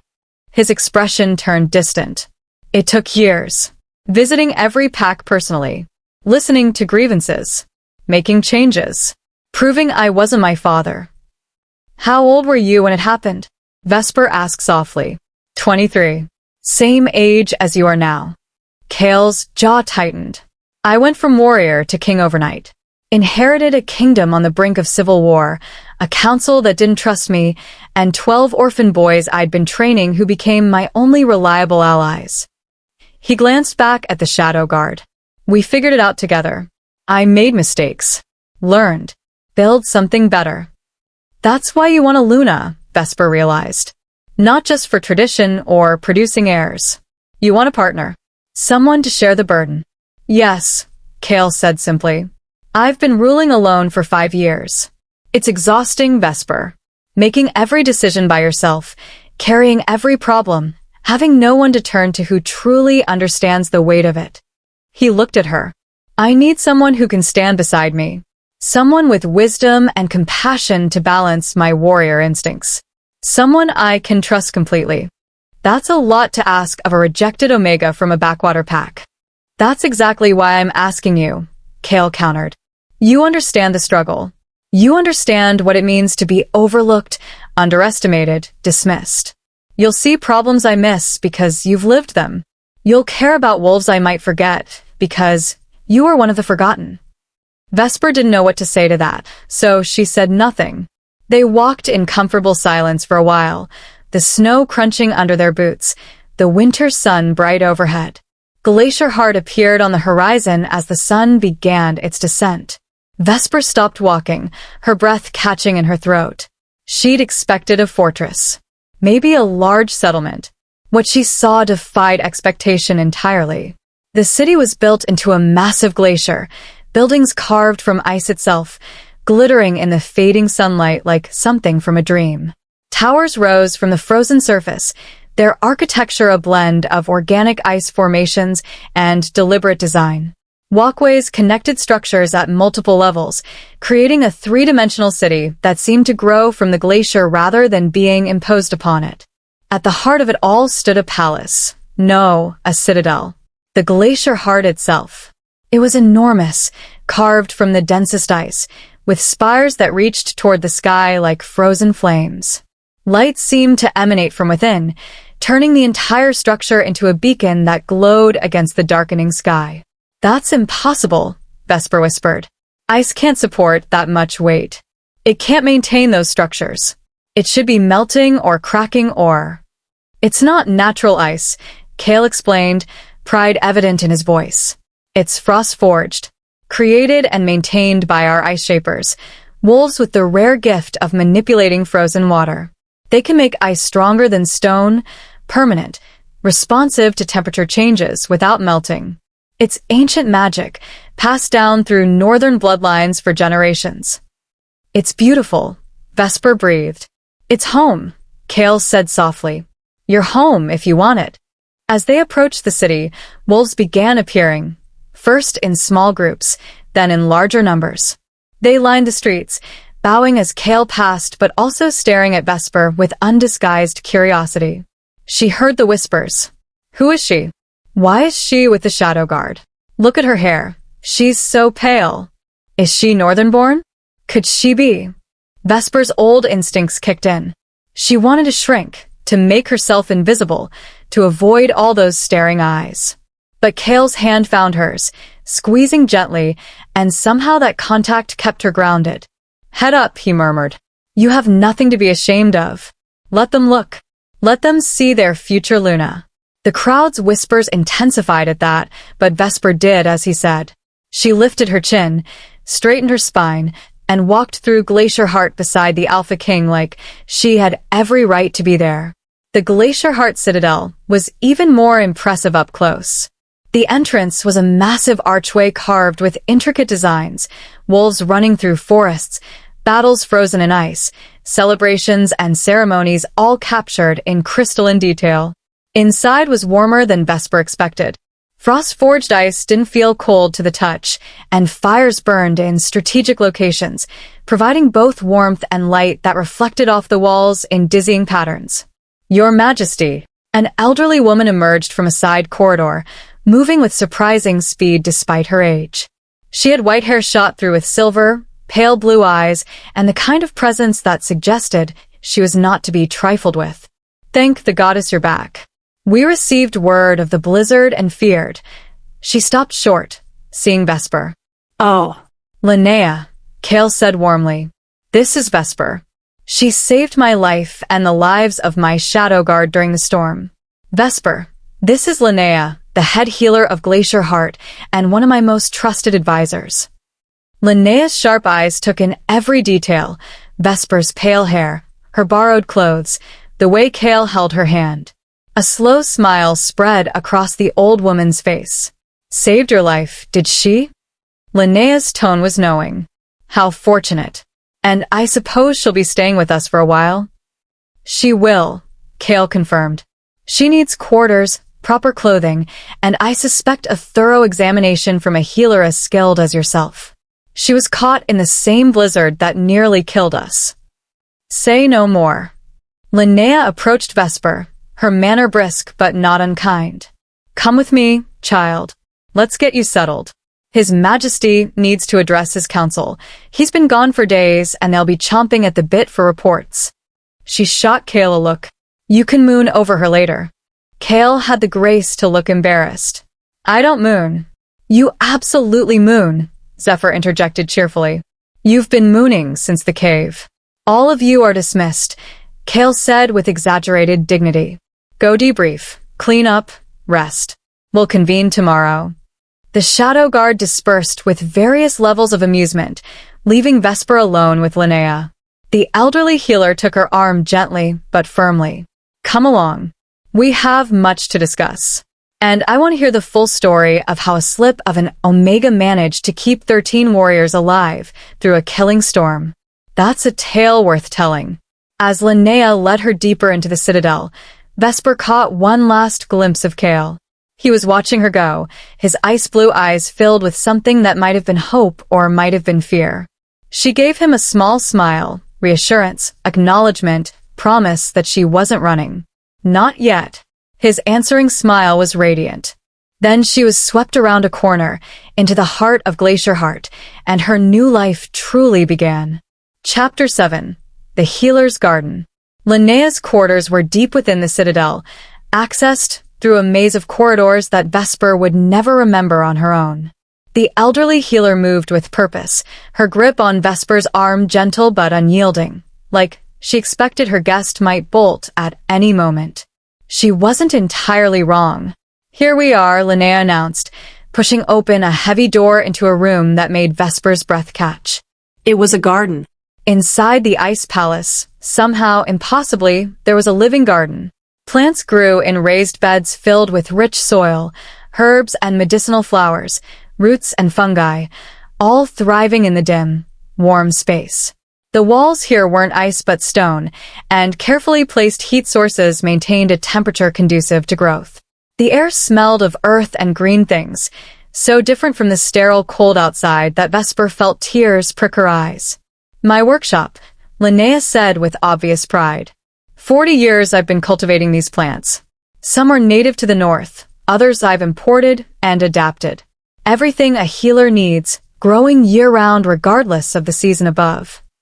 She released Vesper's arm and moved to one of the beds, checking a plant with practiced fingers. "Sit." "You look ready to collapse." Vesper sank onto a wooden bench, her legs giving out with relief. Now that the adrenaline of arrival was fading, exhaustion crashed over her in waves. Linnea prepared tea with swift efficiency, some blend that smelled of mint and something sweeter. She pressed a warm cup into Vesper's hands and sat across from her, pale blue eyes sharp and assessing. "Now," the old woman said, "tell me everything." So Vesper did. She told Linnea about the rejection, about Merrick's cruelty and the pack's eager agreement, about the banishment and walking into the blizzard, about finding the cave and the 12 dying wolves, about staying awake all night, healing and singing and keeping watch, about Kale's proposal and her desperate need for time to process. Linnea listened without interruption, her expression neutral until Vesper finished. Then she sat back, studying her tea like it held answers. "You're terrified," Linnea finally said. "Of him, of this, of believing it's real." "Yes," Vesper admitted. "Good," Linnea said, surprising her. "If you weren't scared, I'd question your intelligence. What Kale is offering isn't simple. Being Luna of the Eternal North is a heavy responsibility. You'd be visible constantly, judged constantly, expected to be perfect constantly." She paused. "But you'd also have the power to do real good, to change lives, to be the voice for wolves who have none." "I don't know how to do that," Vesper whispered. "I don't know how to be anything except invisible." "Then you'll learn," Linnea said simply. "With help, with support, with time." She leaned forward. "Let me tell you something about our king. Kale's father was a monster, cruel, dominant, ruled through fear. His mother was barely better, cold, calculating, cared only about power and legacy. They raised Kale to be just like them, groomed him from birth to be the perfect alpha heir." Vesper stayed silent, sensing there was more. "But Kale rejected that path," Linnea continued. "When he was 13, he started sneaking into the city, spending time with common wolves, seeing how his father's policies destroyed lives. He found 12 orphan boys, unwanted, broken, destined for short, brutal lives, and he saved them, trained them in secret, built them into the Shadowguard." Linnea's expression softened with something like maternal pride. When his parents were killed, the council expected him to be another tyrant. Instead, he spent 5 years dismantling everything his father built and replacing it with something better, fairer. He visits every pack personally. He listens to grievances from the lowest Omega. He banished alphas for abuse and promoted Omegas to council positions based on merit. She met Vesper's eyes directly. "He's a good man, child. Maybe the best I've known. And he's been lonely for so long. Why are you telling me this?" Vesper asked.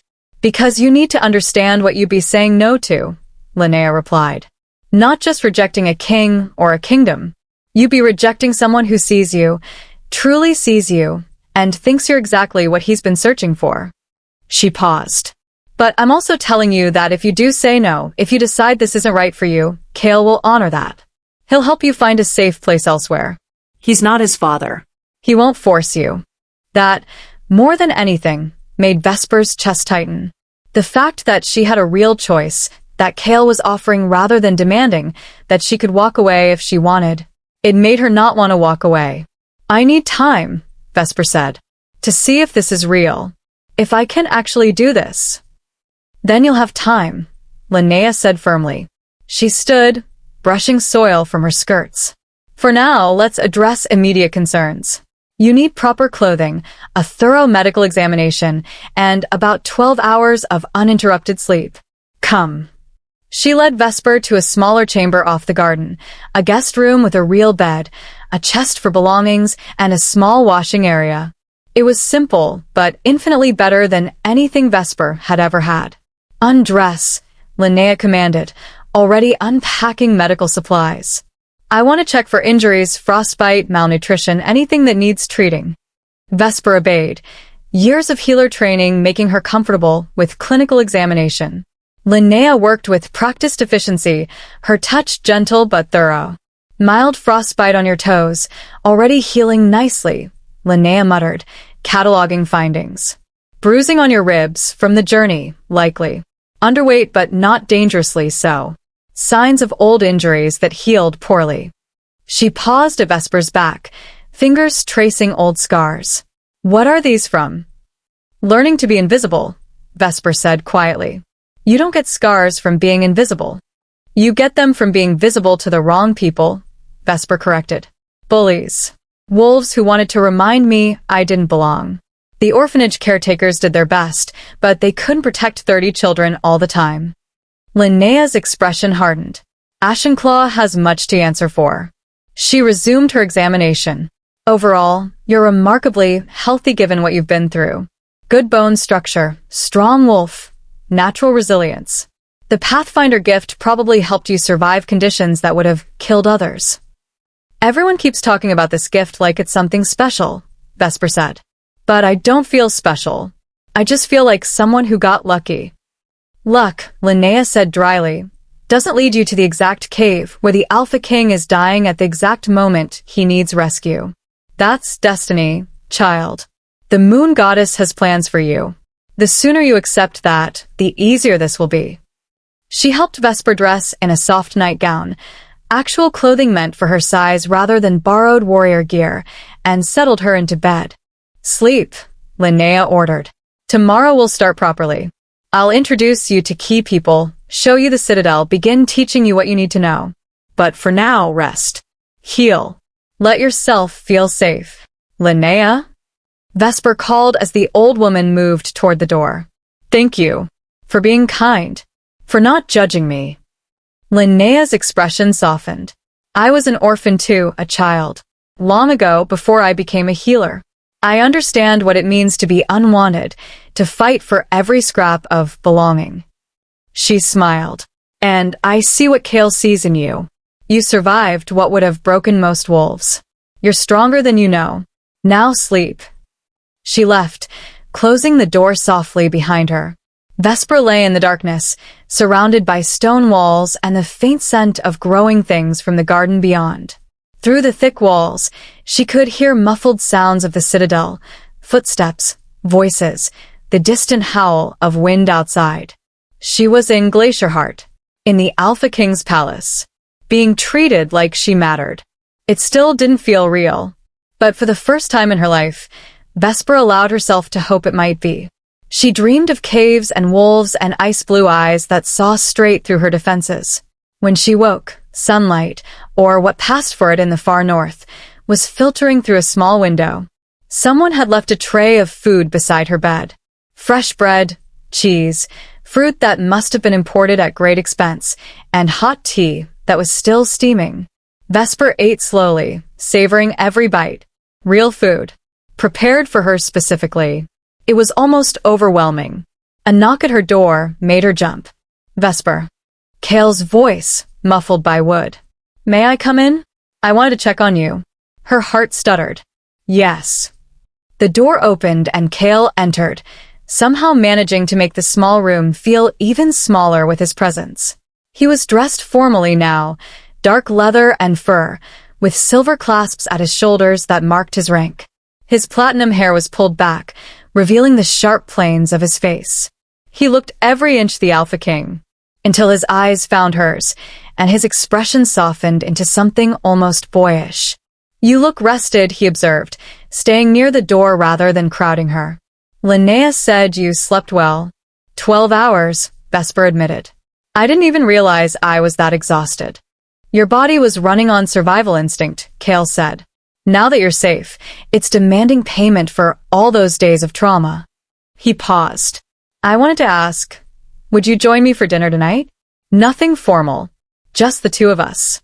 I thought we could talk, get to know each other properly. Like a date, Vesper asked before she could stop herself. Kale's lips quirked. Exactly like a date. I know the order is backwards. I proposed before I courted you, but I'd like to remedy that. If you're willing. Vesper should say no. Should maintain distance, protect herself, not get invested before she knew for certain this was real. Instead, she heard herself say, I'd like that. Kale's smile was brilliant. 7th hour after sunset? I'll send someone to guide you to my private dining room. Will I need formal clothes? Vesper asked, suddenly anxious. I don't have. Linnea's already arranging a wardrobe for you, Kale assured her. But wear whatever makes you comfortable. I don't care about formality. I just want to spend time with you. He left before she could respond, and Vesper sat on her bed, heart pounding. A date. With the Alpha King. What had her life become? Linnea arrived an hour later with an entourage of 3 younger women, all carrying armfuls of clothing. Your wardrobe, Linnea announced. Courtesy of His Majesty, who gave very specific instructions that everything should be warm, comfortable, and suitable for someone who values practicality over fashion. The women spread out the clothes, soft wool dresses, leather pants, fur-lined tunics, warm leggings, boots in various styles. Everything in shades of white, silver, pale blue, and soft gray. Colors that complemented her pale coloring rather than washing her out. He chose the colors himself, one of the women said shyly. Said they should look like winter, like you. Vesper touched a dress of pale blue wool, softer than anything she'd ever owned. This is too much. It's what you deserve, Linnea corrected firmly. Now, let's prepare you for dinner. You're dining with the king. You need to look the part. The next 2 hours were a whirlwind of bathing, dressing, and gentle grooming. The women treated Vesper with respectful kindness, chattering about the citadel and its inhabitants, filling her in on gossip and politics she didn't understand yet. They dressed her in a simple but elegant gown of pale silver that brought out the gray blue of her eyes. They braided her moon-pale hair, with silver thread woven through. They gave her soft leather boots that actually fit. When they were done, Vesper looked in the mirror and barely recognized herself. She looked like she belonged in a palace. Like she could be a Luna. Beautiful, Linnea declared with satisfaction. Now remember, just be yourself. Kale already likes you. This is just a chance to talk without the pressure of dying in blizzards or traveling through mountains. A young male servant arrived exactly at the 7th hour to escort Vesper through the citadel. They walked through corridors of frost-forged ice that glowed with inner light, past tapestries and carvings that told the history of the eternal north. The private dining room was smaller than Vesper expected, intimate, with a table set for 2 and a fire crackling in a hearth. The walls here were stone rather than ice, making the space feel warmer, more personal. Kale stood when she entered, and the look on his face made her breath catch. You're stunning, he said simply. Though you were stunning in borrowed warrior clothes too, and covered in cave dirt, and half frozen in a blizzard. He smiled. I'm beginning to think you're just always stunning. Despite herself, Vesper laughed. You have low standards. I have excellent taste, Kale corrected. He pulled out her chair, waiting for her to sit before taking his own seat across from her. Thank you for coming. I know this must be overwhelming.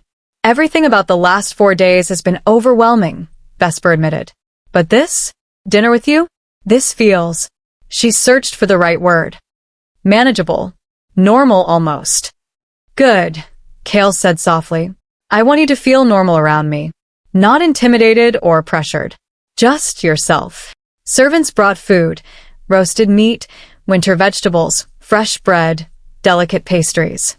Far more than 2 people could eat, presented beautifully but not ostentatiously. As they ate, they talked. Kale asked about her childhood, and Vesper found herself telling stories she'd never shared, about Mother Bronwyn's lessons, about befriending kitchen staff who snuck her extra food, about learning to read by memorizing herb labels in the healing house. She asked about his training, and Kale described years of brutal combat lessons from his father, secret escapes to the city, finding the 12 orphans who would become his Shadowguard. They saved my life as much as I saved theirs, Kale admitted. Gave me purpose beyond being the perfect heir. Showed me there was more to leadership than dominance and fear. His ice-blue eyes were distant.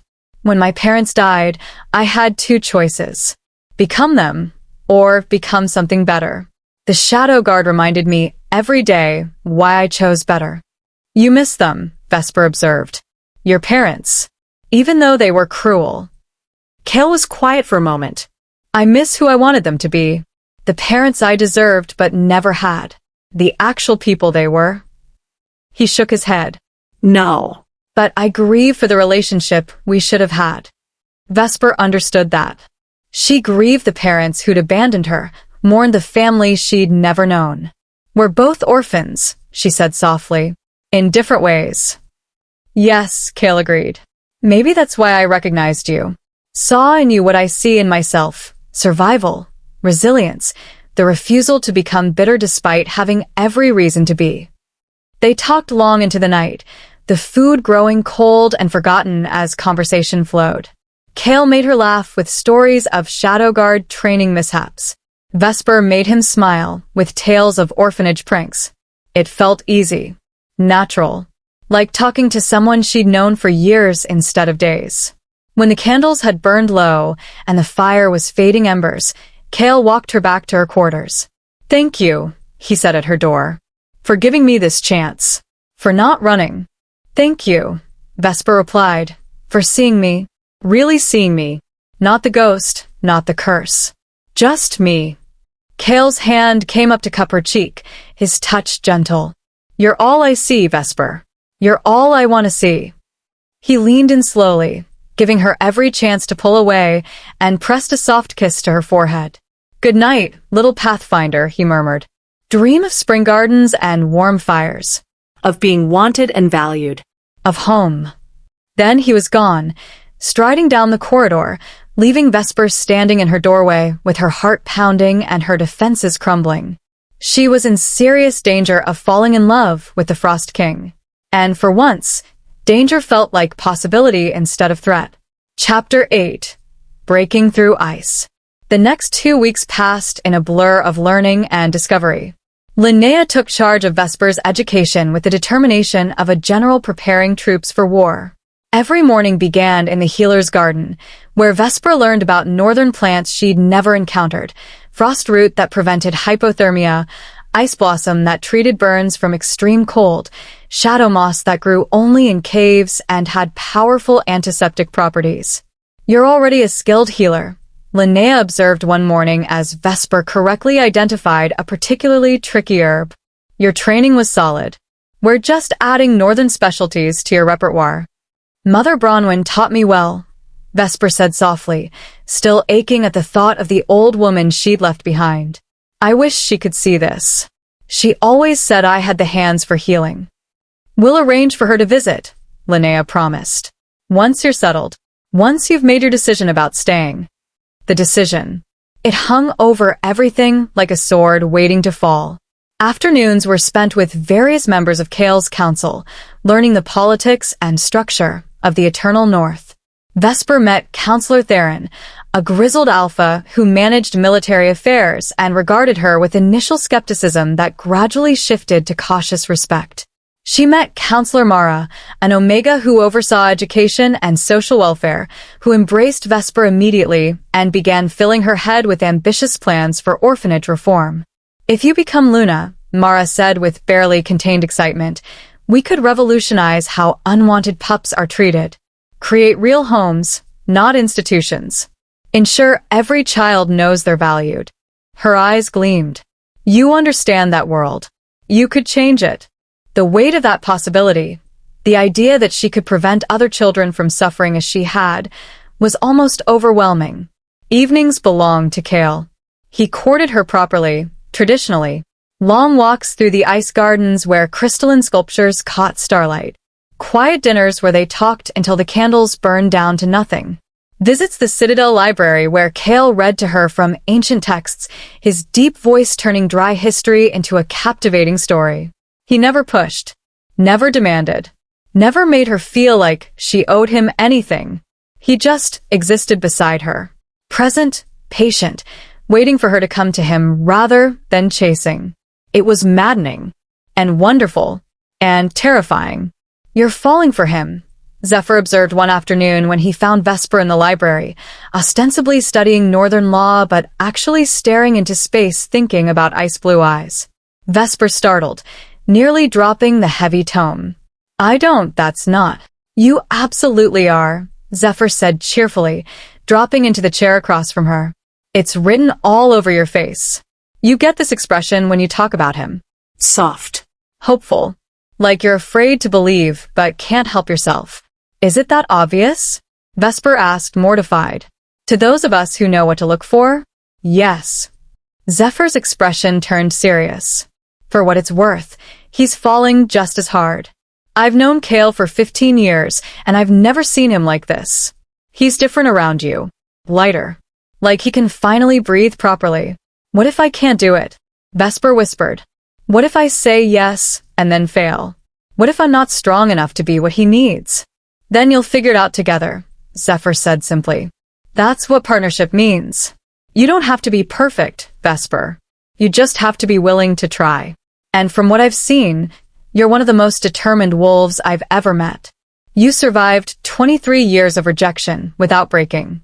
You kept 13 dying warriors alive through sheer force of will. You're stronger than you think." "Everyone keeps saying that," Vesper muttered. "But I don't feel strong. I feel terrified." "Courage," Zephyr said gently, "isn't the absence of fear. It's acting despite it. You walked into a cave full of dangerous wolves when you were dying yourself. You accepted Kale's invitation to come here even though it scared you. You're facing your fears every day just by being here." He smiled. "That's strength, little healer, whether you recognize it or not." On the 15th day, Linnea made an announcement over breakfast. "You need to meet the pack properly," the old healer declared. "You've been hiding in the Citadel, learning and preparing. That's good. But the wolves of Glacier Heart need to see you, meet you, form their own opinions. Otherwise you're just a ghost story, the mysterious pale Omega their king brought home." Vesper's stomach dropped. "Meet them? All of them?" "There's a weekly gathering," Linnea explained. "Every 7th day, the Citadel opens to any wolf who wants to bring concerns, requests, or just socialize. Kale holds court, addresses issues, and makes himself accessible. You should attend. Let people see you beside him. Start building relationships." "I don't know how to do that," Vesper protested. "I've never been good with people. I always made them uncomfortable." "You made Ashenclaw uncomfortable because they were small-minded fools," Linnea corrected sharply. "Here, you look like you belong. Your pale coloring is normal, even prized. Northern wolves will see you as one of their own." "What if they don't accept me? What if they think I'm not good enough for their king?" "Then you'll prove them wrong," Linnea said with finality. "Just like you've been proving everyone wrong your entire life. Now get dressed. The gathering starts in 2 hours." Vesper chose her clothing carefully. A dress of pale blue wool that Kale had said reminded him of clear winter skies, her moon-pale hair braided simply, minimal adornment. She wanted to look approachable, not intimidating. Like someone wolves could talk to, not a remote queen on a pedestal. Kale found her in her room, pacing nervously. "Linnea told you about the gathering," he observed, leaning against the doorframe. "She ambushed me with it," Vesper corrected. "I'm not ready for this." "You're absolutely ready," Kale said firmly. He entered the room, taking both her hands in his. "Vesper, you don't have to be perfect.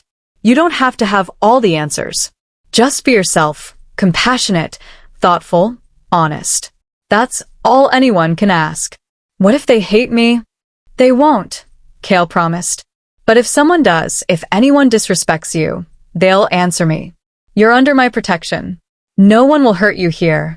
The absolute conviction in his voice settled something in Vesper's chest.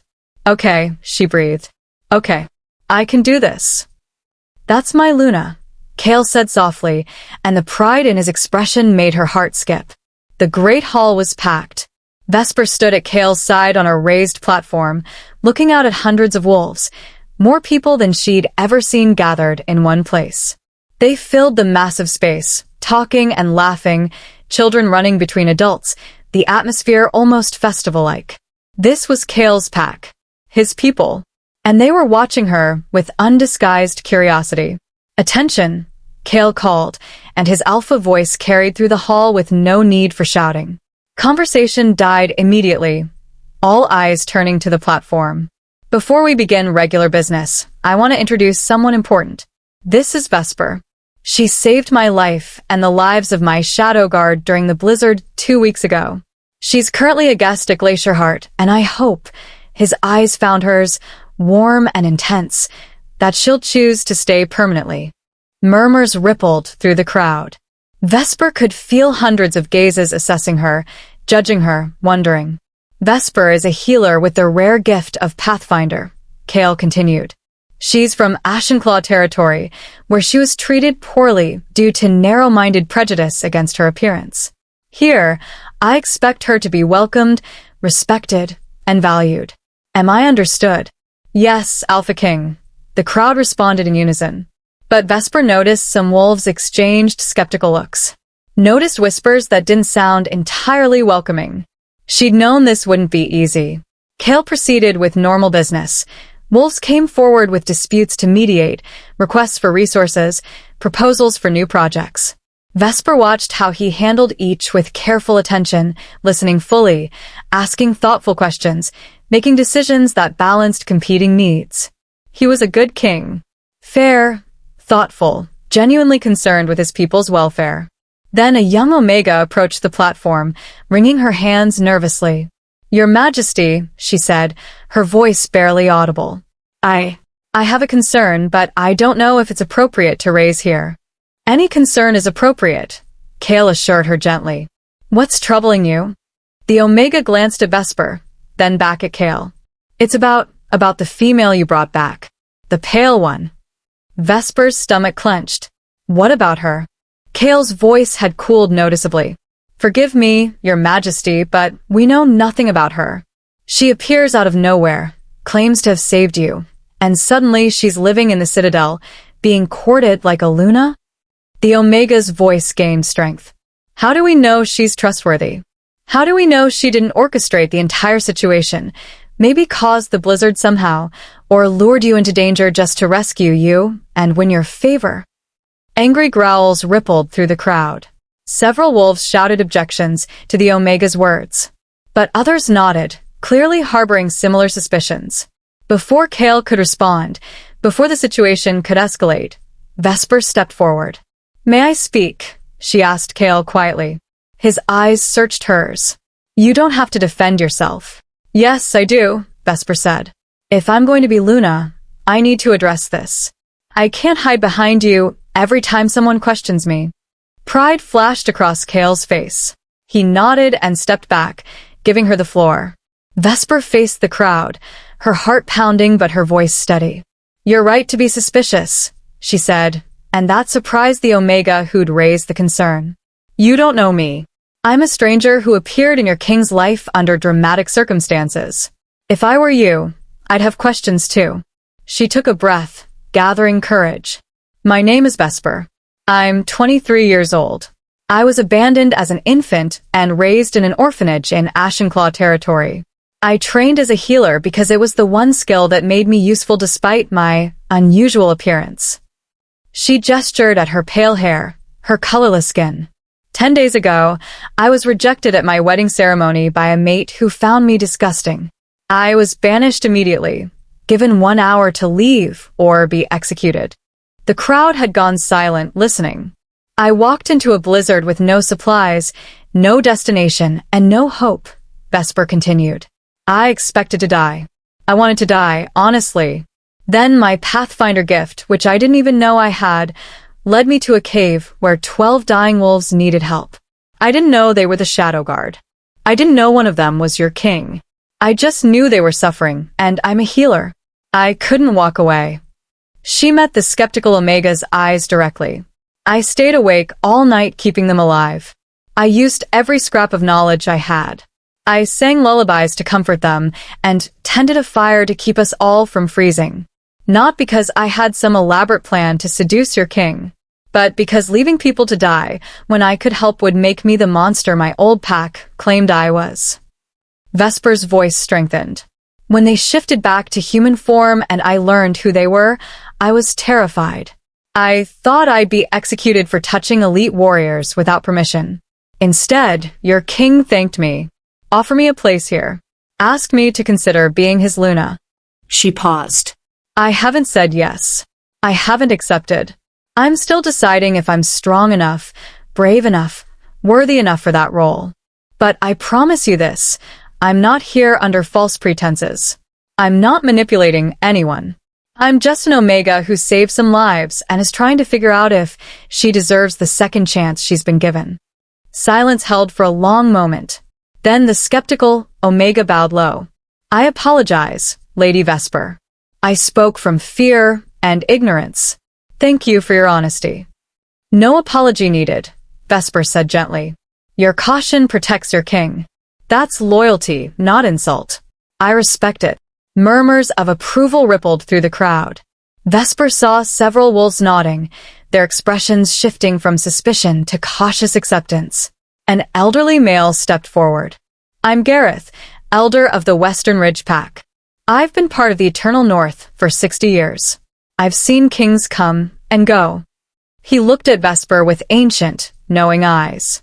What you just did, facing accusation with grace, answering suspicion with truth, showing strength without arrogance, that's what Luna does. You have my support, young one, for whatever it's worth. It's worth everything, Vesper said, her throat tight. Thank you. Other wolves began calling out support, offering welcome, asking questions about her healing training, her experiences, her plans. Kale's hand found hers, squeezing gently. When she looked at him, his ice-blue eyes were blazing with pride and something deeper. You're magnificent, he murmured, too low for anyone else to hear. Absolutely magnificent. The gathering continued for another 2 hours. Vesper fielded questions, accepted introductions, and began learning names and faces. It was exhausting and overwhelming and terrifying. And she loved every moment of it. That night, after the crowd had dispersed and the citadel had settled into silence, Kale walked Vesper back to her quarters as had become their custom. You were incredible today, he said as they walked through frostlit corridors. The way you handled that challenge with honesty and grace and strength. That's exactly what a Luna should be. I was terrified, Vesper admitted. I know, Kale said. I could see it. But you faced the fear and spoke anyway. That's courage, Vesper. Real courage. They reached her door, and Vesper turned to face him. I need to tell you something, she said, her heart pounding. Kale went still. I'm listening. I'm falling in love with you, Vesper whispered. I've been fighting it, telling myself it's too fast, too soon, too impossible. But I can't deny it anymore. When I'm with you, I feel seen, valued, like I finally found where I belong. She took a shaky breath. And that terrifies me more than anything. Why does it terrify you? Kale asked gently. Because what if I'm wrong? Vesper's voice broke. What if this feeling fades? What if you wake up one day and realize I'm not enough? What if I fail as Luna and disappoint you? What if? Kale silenced her with a kiss. It was soft, careful, asking rather than demanding. His lips moved against hers with a tenderness that made her chest ache.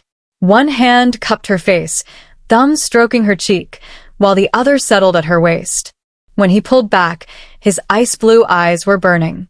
I'm falling in love with you too, he said roughly. Happened since that first morning in the cave, when you scolded me for hiding injuries. When you sang lullabies like we were precious instead of dangerous. When you gave everything to keep us alive. his forehead pressed against hers. You're not going to fail, Vesper. And even if you stumble, even if you make mistakes, we all do, I'll be there to catch you, to support you, to remind you of your worth when you forget. Promise. Vesper whispered. I promise, Kale said fiercely. On my crown, on my pack, on everything I am, I promise you'll never be alone again. Never unwanted again. Never invisible again. His voice dropped to a whisper. You're my Luna, Vesper. My mate. My partner. If you'll have me. Vesper looked into his eyes and saw nothing but truth.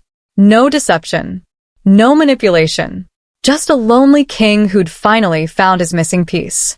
Yes, she breathed. Yes, I'll have you. I'll be your Luna. Your mate. Your partner. Kale's smile was radiant. You mean it? You're saying yes? I'm saying yes, Vesper confirmed, and suddenly she was laughing through tears. I'm saying yes to all of it. The kingdom, the responsibility, the partnership. You. I'm saying yes to you.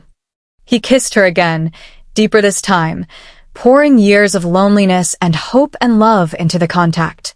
Vesper kissed back with equal fervor, her hands fisting in his hair, her heart finally believing this was real. When they broke apart, both breathing hard, Kale rested his forehead against hers. We'll make the announcement tomorrow, he said. Begin planning the bonding ceremony. Officially make you Luna. He pulled back to look at her. This is really happening. You're really mine. And you're really mine, Vesper said, wondering in her voice. The Alpha King belongs to the ghost girl from Ashenclaw. The Frost King, Kale corrected with a smile, belongs to his Pathfinder, his healer, his heart. And in that moment, standing in a corridor of living ice with the most powerful alpha in the north looking at her like she hung the stars, Vesper finally believed she was wanted. Finally believed she was home. Chapter 9. The Announcement. Vesper woke to find Linnea sitting beside her bed, watching her with knowing eyes. So, the old healer said without preamble, You said yes. Vesper sat up, pushing hair from her face. How did you? The entire Citadel knows, Linnea interrupted with amusement. Kale sent word to the council at dawn. By breakfast, every servant, guard, and wolf within 5 miles will know their king has chosen his Luna. She studied Vesper carefully. How are you feeling? Regret? Panic? Second thoughts. Terrified, Vesper admitted. But also certain. Is that possible? To be both at once. That's exactly what you should be feeling, Linnea said approvingly.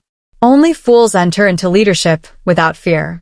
Fear keeps you honest, keeps you careful, keeps you from making arrogant mistakes. She stood, moving to the wardrobe. Now get up. We have a full day ahead. The formal announcement is this evening, which means you need to look like Luna, not a nervous Omega. The next several hours were a whirlwind of preparation.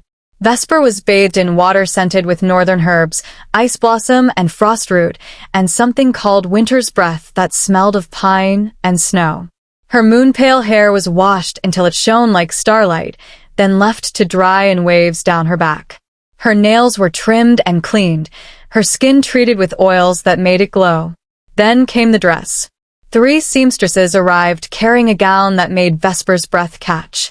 It was crafted from white fur so soft it felt like touching clouds, lined with silk the pale blue of winter ice.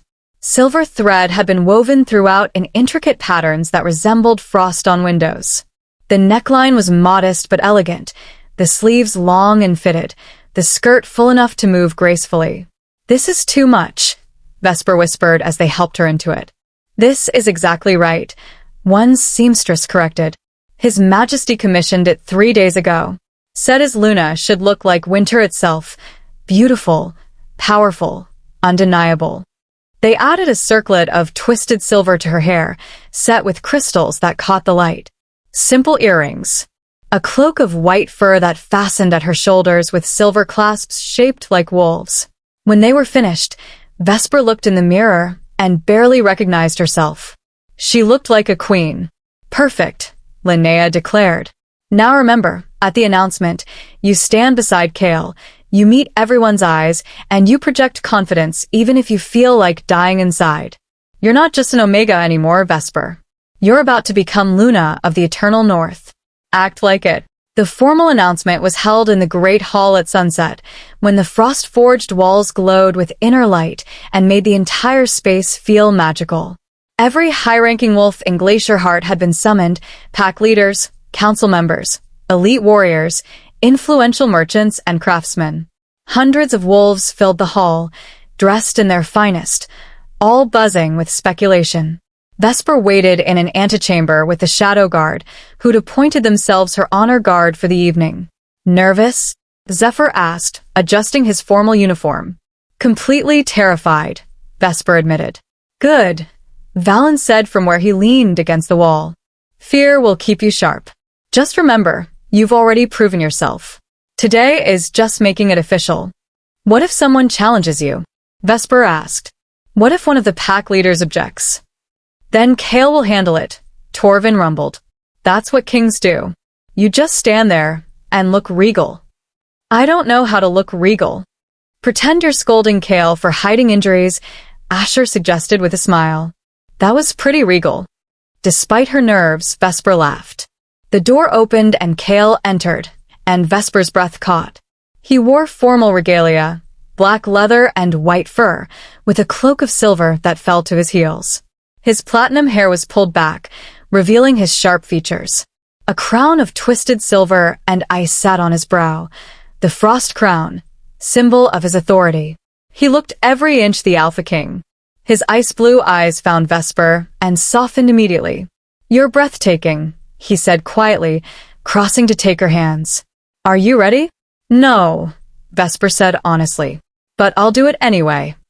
That's my Luna, Kale murmured.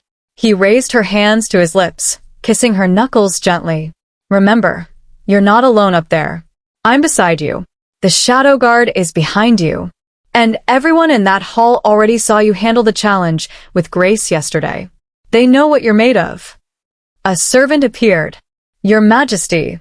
Everyone is assembled. Kale offered Vesper his arm. Shall we? Vesper placed her hand on his arm, drawing strength from his solid presence. Let's go make me Luna. The great hall fell silent as they entered. Kale led Vesper to the platform at the front, where two thrones had been placed, one large and imposing, clearly his, and one slightly smaller, but no less elegant beside it. The Shadowguard took positions behind them, a united wall of strength and support. Vesper stood beside Kale's throne, acutely aware of hundreds of eyes watching her every move. She kept her spine straight, her expression calm, projecting confidence she didn't feel. Kale's presence beside her was an anchor. Wolves of the Eternal North, Kale began, his voice carrying through the hall with alpha authority. I've gathered you here to make an announcement that will shape our kingdom's future. He turned to Vesper, and the look in his eyes made her heart skip. 2 weeks ago, I was dying in a blizzard with my Shadowguard. We'd been caught in the worst storm in decades, separated from supplies, injured and freezing. We should have died. His voice roughened. We would have died, if not for one person. He gestured to Vesper. This is Vesper. Many of you met her yesterday, at the weekly gathering. You heard her story, how she was rejected and banished, how she walked into that same storm expecting to die. How her Pathfinder gift led her to the exact cave where we'd taken shelter. How she stayed awake all night, keeping 13 dying wolves alive with nothing but determination and compassion. Kale's hand found Vesper's, their fingers interlacing. She saved my life. But more than that, she showed me something I'd been searching for. A partner who leads with heart rather than power. Someone who puts others before herself. Someone brave enough to face danger, honest enough to speak the truth, strong enough to survive what would break most wolves. His voice carried absolute conviction. She's everything a Luna should be, everything I've been waiting for. He turned to face the assembled wolves fully. I, Kale, Alpha King of the Eternal North, formally claim Vesper as my chosen Luna. I invite her to rule beside me, to help guide our kingdom, to be my partner in all things. He looked at Vesper. If she'll have me, Vesper's cue. Her moment to accept publicly, to bind herself to this path. She turned to face the crowd, meeting as many eyes as she could. "I accept," she said, her voice steady despite her racing heart. "I, Vesper, accept the honor and responsibility of becoming Luna of the Eternal North. I promise to serve this kingdom with everything I am, to listen to those who have no voice, To help those who are suffering. to stand beside your king and help build a territory where every wolf is valued." She paused. "I know I'm young. I know I'm untested. I know I have much to learn. But I promise you this, I will never stop trying. Never stop fighting for this pack. Never stop working to be worthy of the trust you're placing in me." Silence held for a heartbeat. Then Gareth, the elderly wolf who'd supported her yesterday, stepped forward.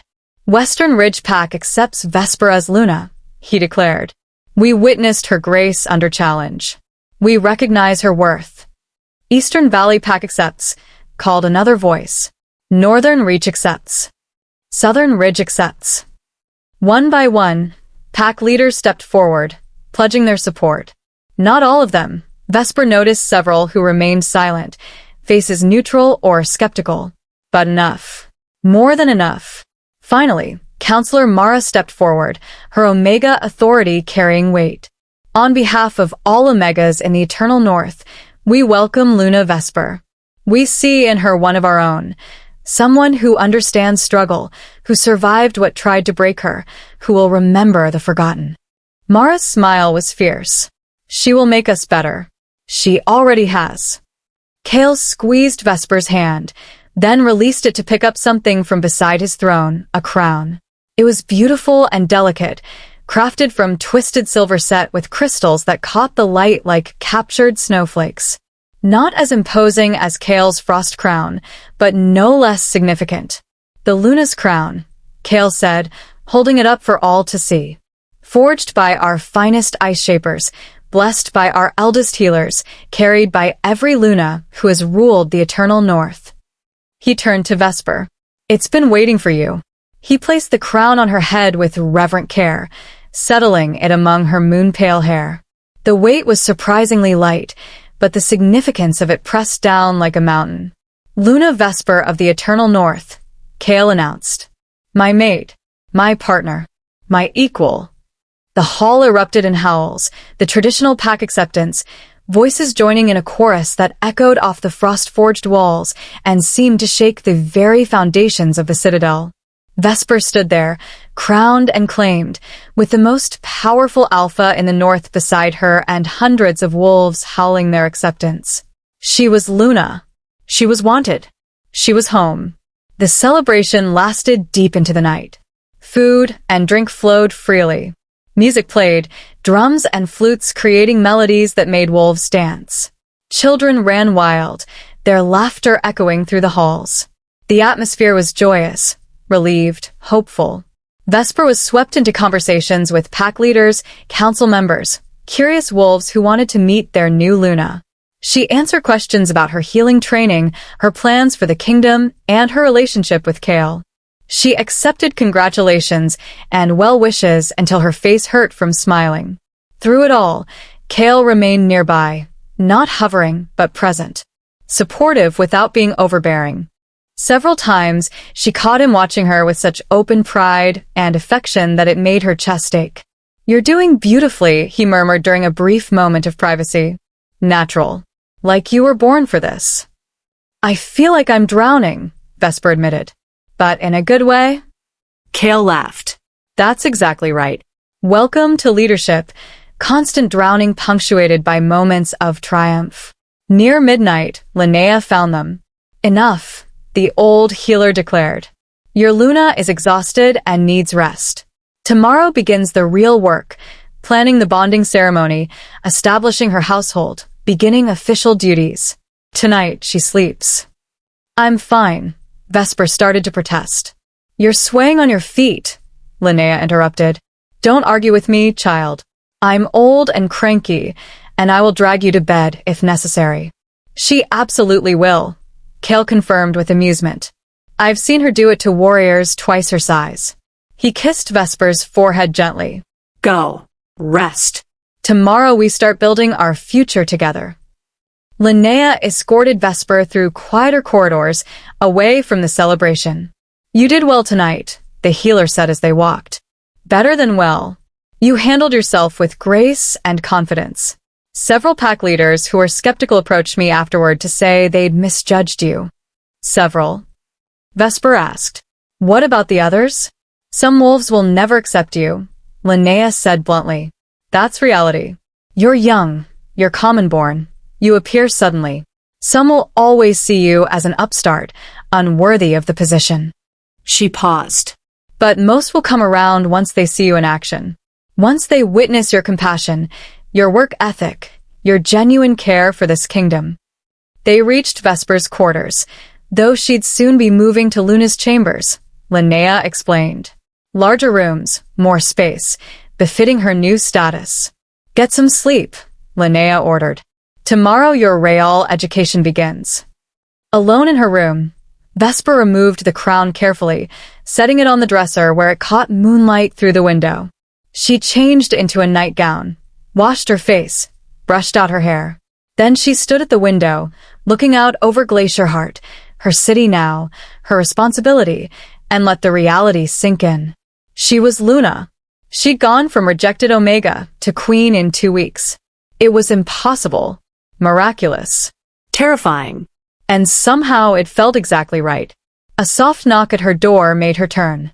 It's me, Kale's voice called quietly. May I come in? Just for a moment. Vesper opened the door. Kale stood there, crown removed, formal where slightly rumpled, looking tired but happy. I couldn't sleep, he admitted. Keep thinking about you. Wanted to make sure you're all right.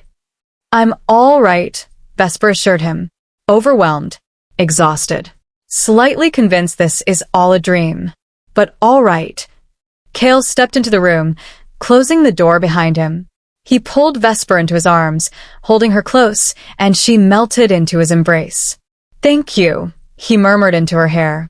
For saying yes. For choosing me, choosing us, choosing this life. I know it's not easy. I know it's scary. But having you beside me, his arms tightened. It changes everything. Makes everything possible.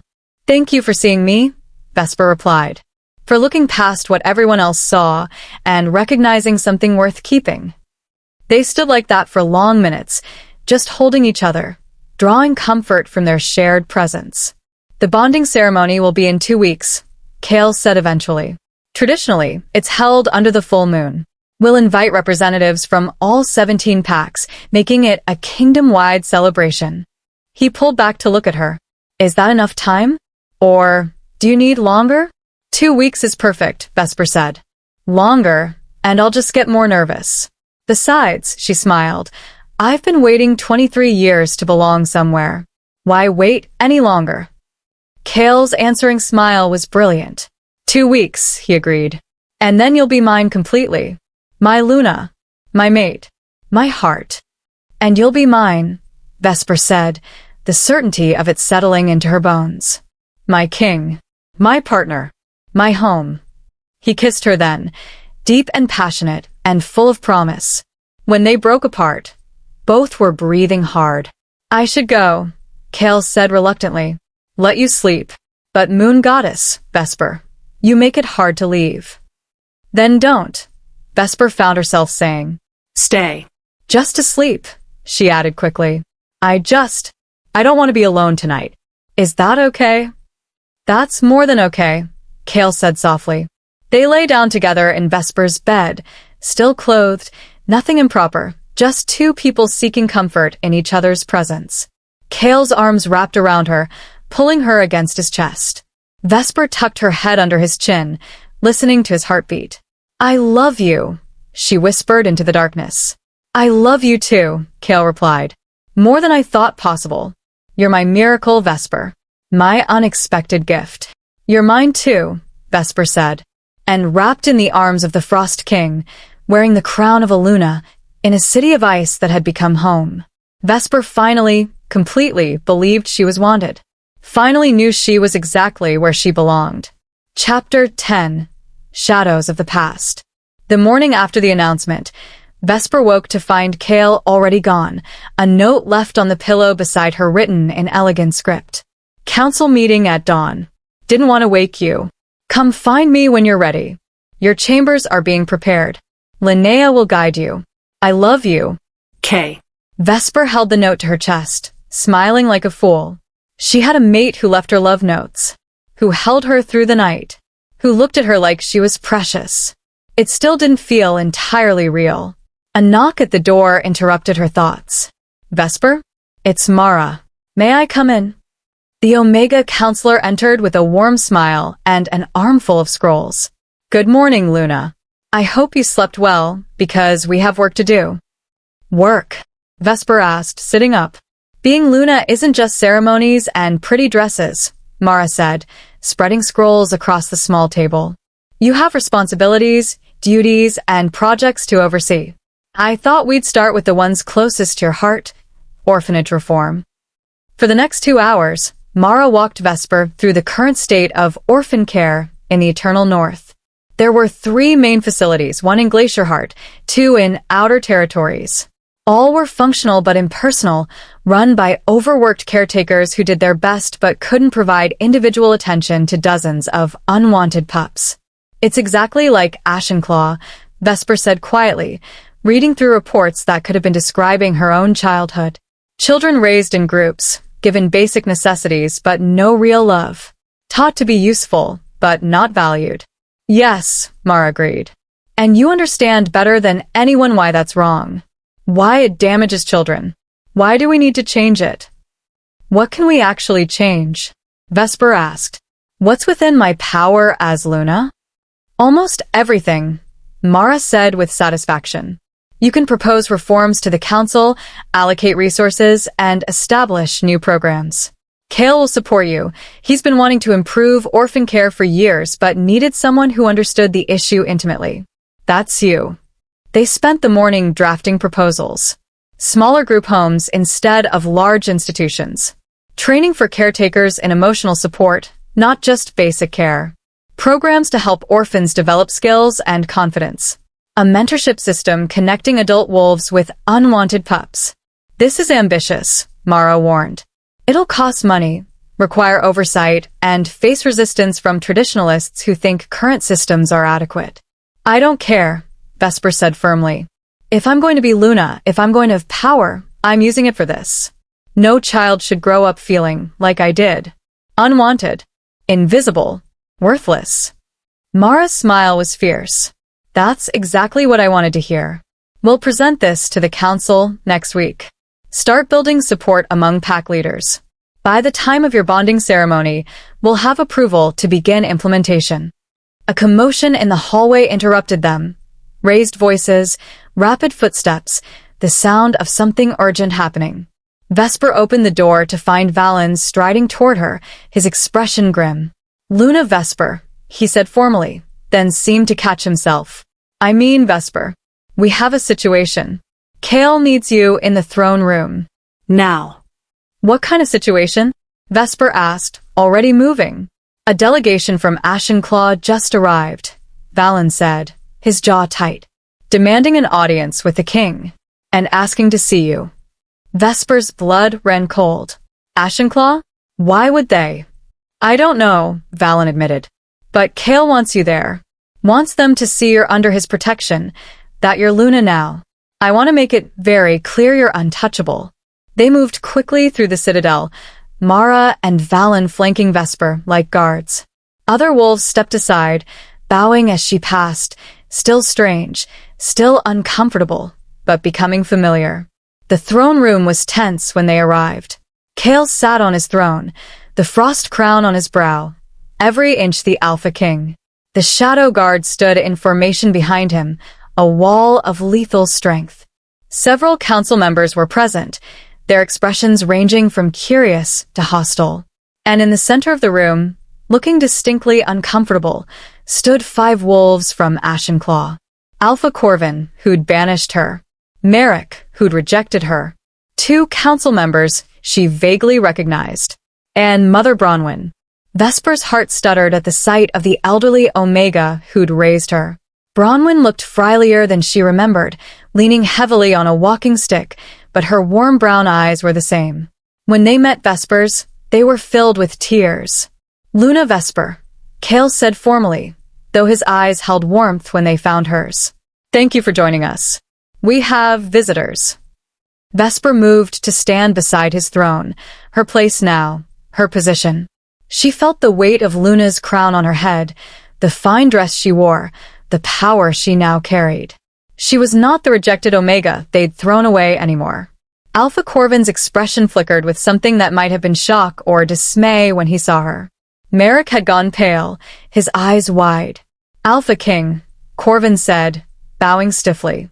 "Thank you for receiving us. We've come on urgent business." "State it," Cale said coldly. Corvin hesitated, clearly uncomfortable. "We've come to retrieve what's ours. The Omega Vesper was banished from our pack, yes, but under law, she's still technically registered to Ashenclaw territory. We have claim."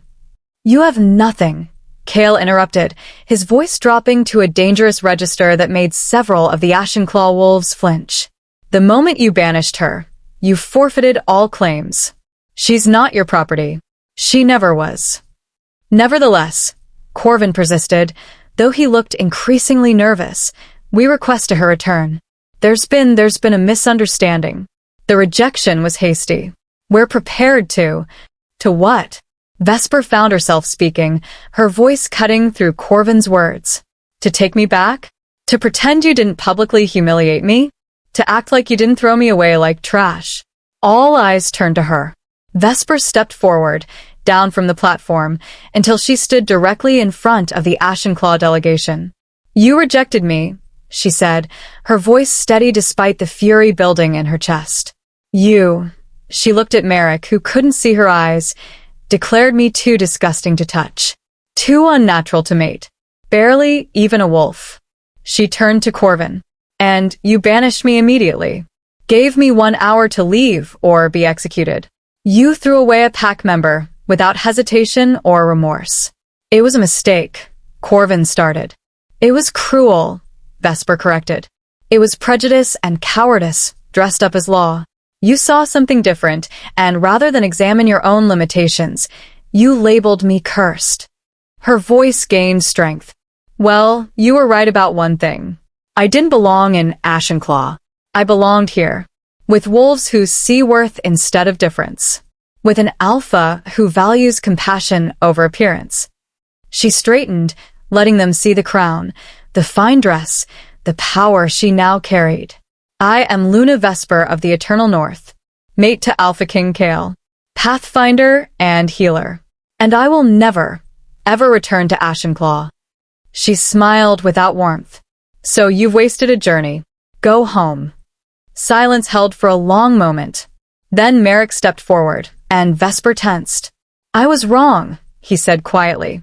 "I was scared and stupid, and I hurt you because I was too weak to stand up to prejudice. I'm sorry, Vesper. Truly sorry. I don't expect forgiveness. I don't deserve it. I needed you to know." Vesper studied him, the beta who'd broken her heart, who'd triggered her banishment, who'd called her disgusting in front of 200 witnesses. She felt nothing. No anger, no hurt. Just emptiness where he used to matter. "I accept your apology," she said. "But I don't forgive you. Maybe someday. But not today." She turned away from him, dismissing him as thoroughly as he dismissed her. "Is there anything else?" "Actually," Bronwyn's voice, weak but determined, cut through the tension. "There is." The elderly Omega shuffled forward, and Vesper's composure cracked. She wanted to run to Bronwyn, to embrace her, to cry in her arms like she had as a child. But she was Luna now. She had to maintain dignity. "Mother Bronwyn," she said, her voice thick with emotion. "Oh, child," Bronwyn breathed, reaching out with a trembling hand to cup Vesper's cheek. "Look at you. So beautiful, so strong. I knew you were meant for something greater. I told you the moon goddess had plans." "You did," Vesper whispered. "I should have listened." "I came to ask a favor," Bronwyn said, louder now, addressing Cale. Your Majesty, I request permission to leave Ashenclaw and remain here in Glacier Heart. I'm old and dying, and I want to spend my remaining time with the child of my heart, the daughter I never officially claimed but always loved. She looked back at Vesper. If you'll have me. Vesper's throat closed with emotion. Of course I'll have you. Always. You're my mother in every way that matters. Cale stood, descending from his throne to stand beside Vesper. Elder Bronwyn, he said with genuine respect. You're welcome in the Eternal North for as long as you wish to stay. Luna Vesper has spoken of you with great love. Any wolf who raised her deserves honor and sanctuary. He looked at Corvin. I assume there's no objection to an elderly Omega relocating? None, Corvin said quickly. He looked defeated, diminished. She's free to go. Then it's settled, Cale declared. Elder Bronwyn will be housed in the Citadel, given full medical care, and treated with the respect due to Luna Vesper's adoptive mother. His expression hardened as he addressed Corvin. As for you and your delegation, you're no longer welcome here. Leave my territory by sunset. And Alpha Corvin. His voice dropped dangerously. You permitted an illegal rejection in a sacred ceremony. You banished an innocent Omega out of prejudice. Under Northern law, I could challenge you for your position. Consider this your only warning. Improve conditions in your pack, or I'll remove you and install an Alpha who actually deserves the title. Corvin's face went white. Yes, Alpha King. Understood. And Merrick, Cale continued, his ice-blue eyes boring into the beta who'd rejected Vesper. You called my mate disgusting. Declared her barely a wolf. Publicly humiliated her in front of hundreds. He smiled without humor. You're banned from the Eternal North. If you ever set foot in my territory again, I'll consider it a personal offense. And I respond to personal offenses permanently. The threat was clear. Merrick bowed low, trembling. Yes, Alpha King. Now get out, Cale ordered. All of you, except Elder Bronwyn. I don't want to see your faces again. The Ashenclaw delegation fled. There was no other word for it. They practically ran from the throne room, desperate to escape the Frost King's wrath. Only Bronwyn remained, still standing beside Vesper, tears streaming down her weathered face. Vesper couldn't maintain dignity anymore. She pulled Bronwyn into a fierce embrace, holding the old woman who'd been her only source of love for 23 years. I missed you so much, Vesper whispered. I wanted to say goodbye. I'm sorry I couldn't. Hush, child, Bronwyn soothed, stroking her hair like she had when Vesper was small. You have nothing to apologize for. I'm just so grateful I get to see you like this. Happy. Loved. Powerful. Everything I prayed you'd become. Cale approached them, his expression soft. Elder Bronwyn, I'll have rooms prepared for you near Luna Vesper's chambers. You'll have full access to our healers, comfortable accommodations, anything you need. You're too kind, Your Majesty, Bronwyn said.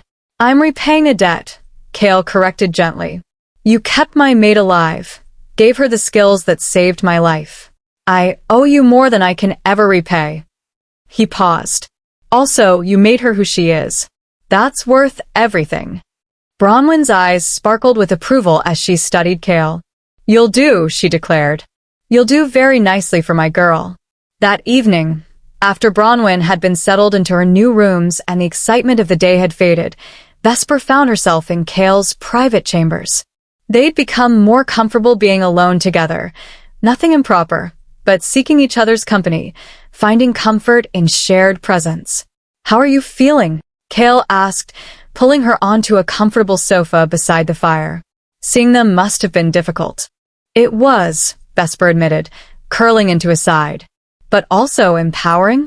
I stood there in front of wolves who rejected me and dismissed them. I claimed my power, refused to let them diminish me. She looked up at him. Thank you. For backing me. For protecting me. Always, Cale promised. You're mine now, Vesper. My mate, my Luna. Anyone who hurts you answers to me. His arms tightened around her. And for what it's worth, seeing you face down your former pack with such strength and dignity, that was incredible. You are magnificent. I learned from the best, Vesper said softly. From you. From watching how you lead, with strength but also fairness. Power tempered by compassion.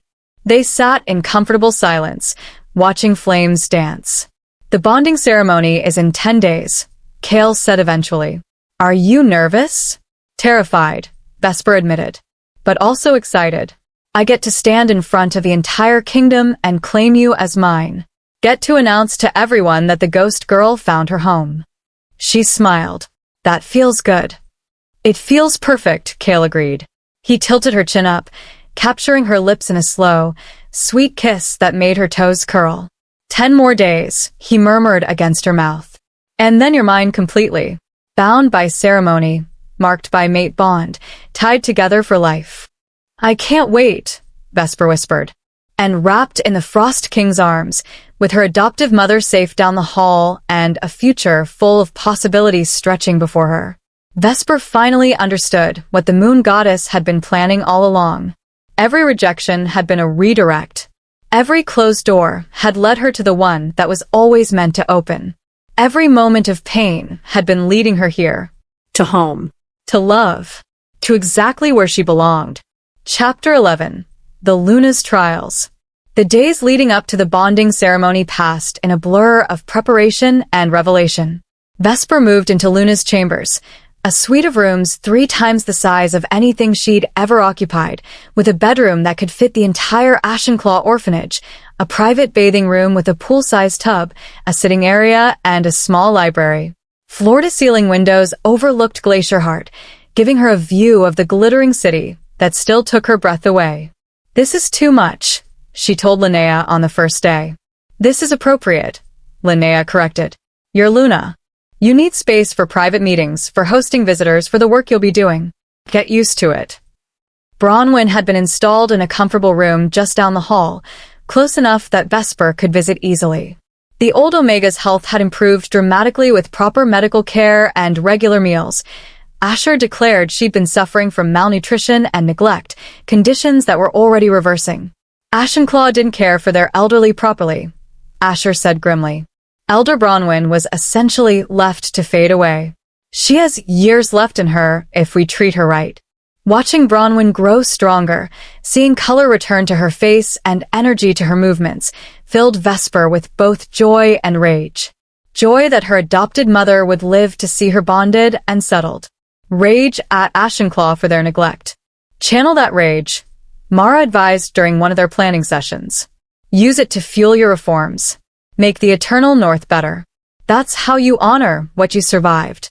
The orphanage proposals were presented to the council 5 days before the ceremony.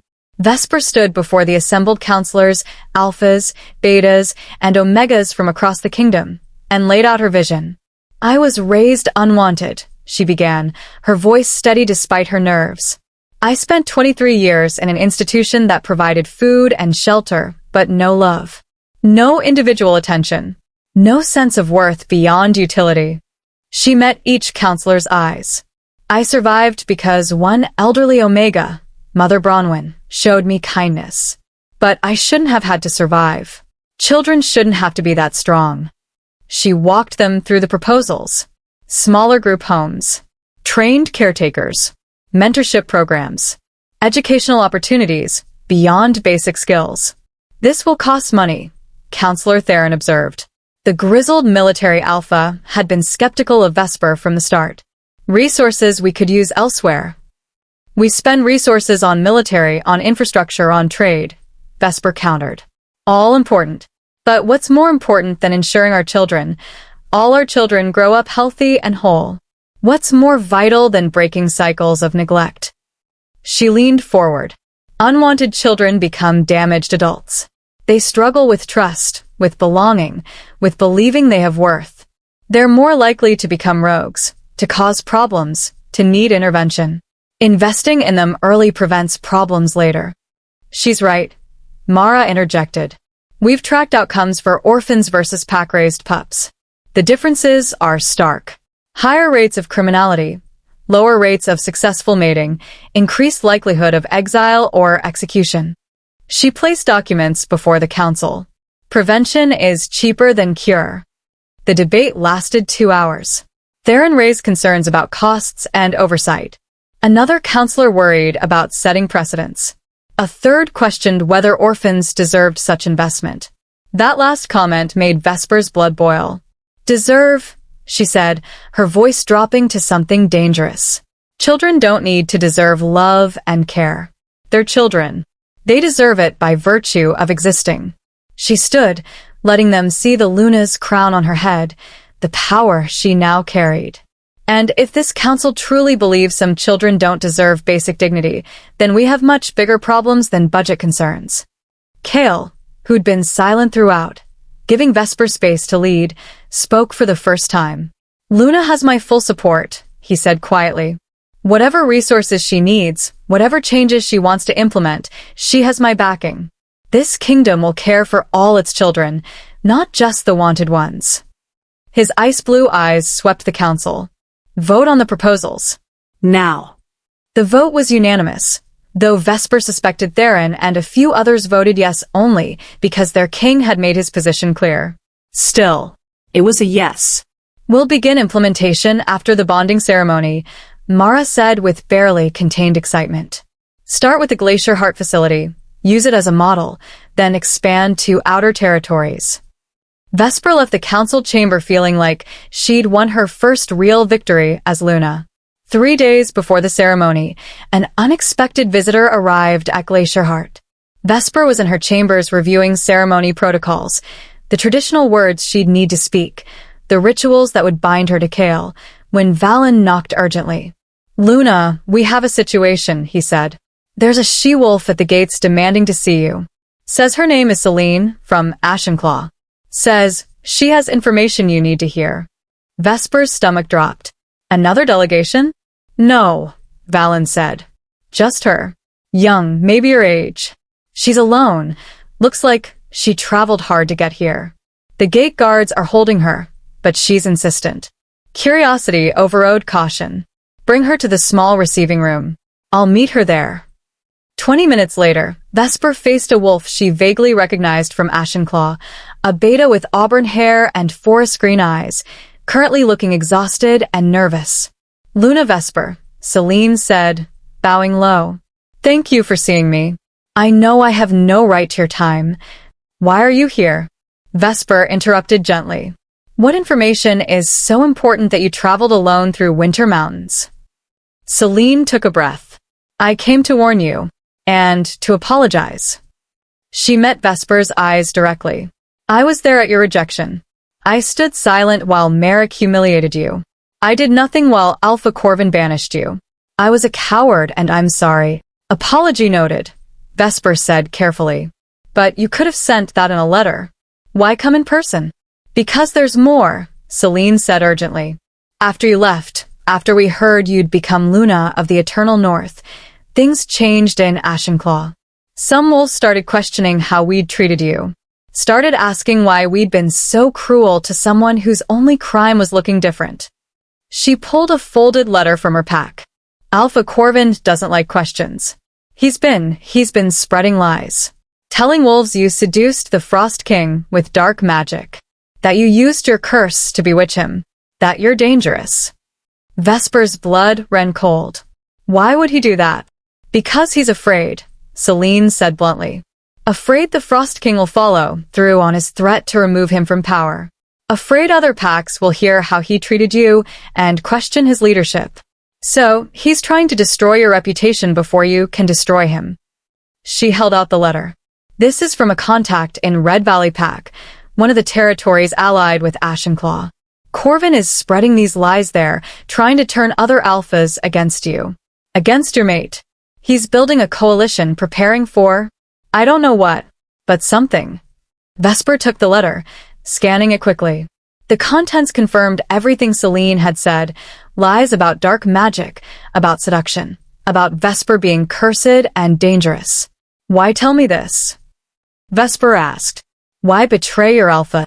Because he's wrong, Celine said fiercely. And because I've spent my whole life being silent when I should have spoken. When they rejected you, I said nothing. When they banished you, I did nothing. I'm done being a coward. Her expression hardened. Also, I have a little sister. She's 6. And she's showing signs of being different. Her eyes are too pale, her hair too light. I've seen how people look at her. How they whisper. Her voice broke. If Corvin isn't stopped, she'll end up just like you. Rejected, banished, thrown away for being born different. I can't let that happen. Vesper studied the young beta, seeing genuine remorse and determination in her face. What do you want from me? She asked. Sanctuary, Celine said simply. I can't go back to Ashenclaw. Corvin will know I warned you. He'll exile me, or worse. I'm asking for protection. And she hesitated. Maybe a place in your household? I'm a decent fighter, a good tracker. I can be useful. Vesper looked at Valen, who'd been standing guard silently throughout the conversation. What do you think? She asked him. She's telling the truth, Valen said. I can smell no deception. And having someone who knows Ashenclaw's inner workings could be valuable. He paused. But it's your decision, Luna. Your household, your choice. Vesper turned back to Celine. If I grant you sanctuary, if I bring you into my household, I expect absolute loyalty. No secrets, no hidden agendas. You serve me, you protect me, you're honest with me. Can you do that? Yes, Celine said without hesitation. I swear it on the moon goddess herself. Then welcome to the eternal north, Vesper said. She held out her hand, and after a moment of surprise, Celine took it. You'll be assigned quarters, given proper clothing and supplies. We'll discuss your role in my household after the bonding ceremony. For now, rest. Recover from your journey. After Celine had been escorted out, Valen lingered. That was well handled, he observed. You're becoming a natural leader. I'm terrified I made the wrong choice, Vesper admitted. Good leaders always are, Valen said with a slight smile. It's the ones who never doubt themselves you need to worry about. He grew serious. We need to tell Kale about Corvin's lies. About this potential coalition. I know, Vesper said heavily. But not today. He has enough to worry about with ceremony preparations. Tomorrow. We'll tell him tomorrow. That evening, Vesper found Kale in the ice gardens, staring out at the kingdom he ruled. You're brooding, she observed, coming to stand beside him. Contemplating, Kale corrected, but his smile was strained. 3 days until the ceremony. 3 days until you're bound to me for life. I keep thinking, what if you change your mind? What if you wake up one morning and realize this is too much, too fast, too overwhelming? Are you getting cold feet? Vesper asked, trying for levity. I'm terrified, Kale admitted. Terrified you'll leave. Terrified I won't be enough. Terrified I'll fail you somehow. He turned to face her fully. You've already survived so much, Vesper. You don't need me to complete you. You're whole all on your own. What if you realize that and decide you don't actually need a mate? Vesper took his hands, holding them firmly. You're right. I don't need you to complete me. I'm whole on my own. She smiled. But I want you. That's different. Better, maybe. I choose you, Kale. Not because I'm desperate or broken or need saving, but because you make me happy. Because you see me and value me. Because I love you. I love you too, Kale said roughly. More than I thought possible. More than is probably wise for a king. Good thing I'm going to be your queen then, Vesper said. So you can be as unwise about me as you want. He pulled her close, kissing her deeply, pouring all his fear and love and hope into the contact. Vesper kissed back with equal intensity, her fingers tangling in his platinum hair, her body pressed against his. When they broke apart, both breathing hard, Kale rested his forehead against hers. 3 more days, he murmured. And then you're mine forever. I'm already yours, Vesper whispered. The ceremony is just making it official. They stood like that in the ice gardens while stars emerged overhead and frost crystals formed on the sculptures around them, 2 souls who'd been lost and alone finally finding home in each other. And if dark clouds were gathering on the horizon, if enemies were plotting and lies were spreading, well, they'd face that together. The way partners should. 2 days before the ceremony, Vesper told Kale about Celine's warning. His reaction was controlled but cold, the Frost King at his most dangerous. Corvin is making a mistake, he said quietly. A fatal one, if he continues this path. What will you do? Vesper asked. After the ceremony, Kale said, I'll convene a gathering of all Northern Alphas. Force Corvin to face me directly. Give him one chance to recant his lies and submit to proper oversight. His ice-blue eyes were as hard as frozen lakes.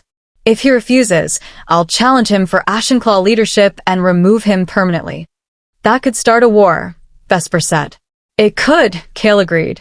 But it could also prevent one. If other alphas see that I won't tolerate this behavior, that I protect what's mine, it sends a message. Strength keeps peace, sometimes, better than diplomacy. He pulled her close. But that's a problem for after we're bonded. For now, let's focus on us. On beginning our life together. The rest can wait. Vesper nodded, pushing worry aside. She had a bonding ceremony to prepare for. A mate to claim. A future to build. The past could try to drag her down. But she was Luna now. And Lunas didn't run from challenges.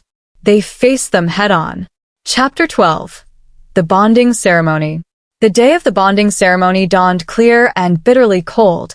Perfect weather for a northern wedding. Vesper woke before sunrise, too nervous to sleep, and found Bronwyn already sitting beside her bed with a cup of herbal tea.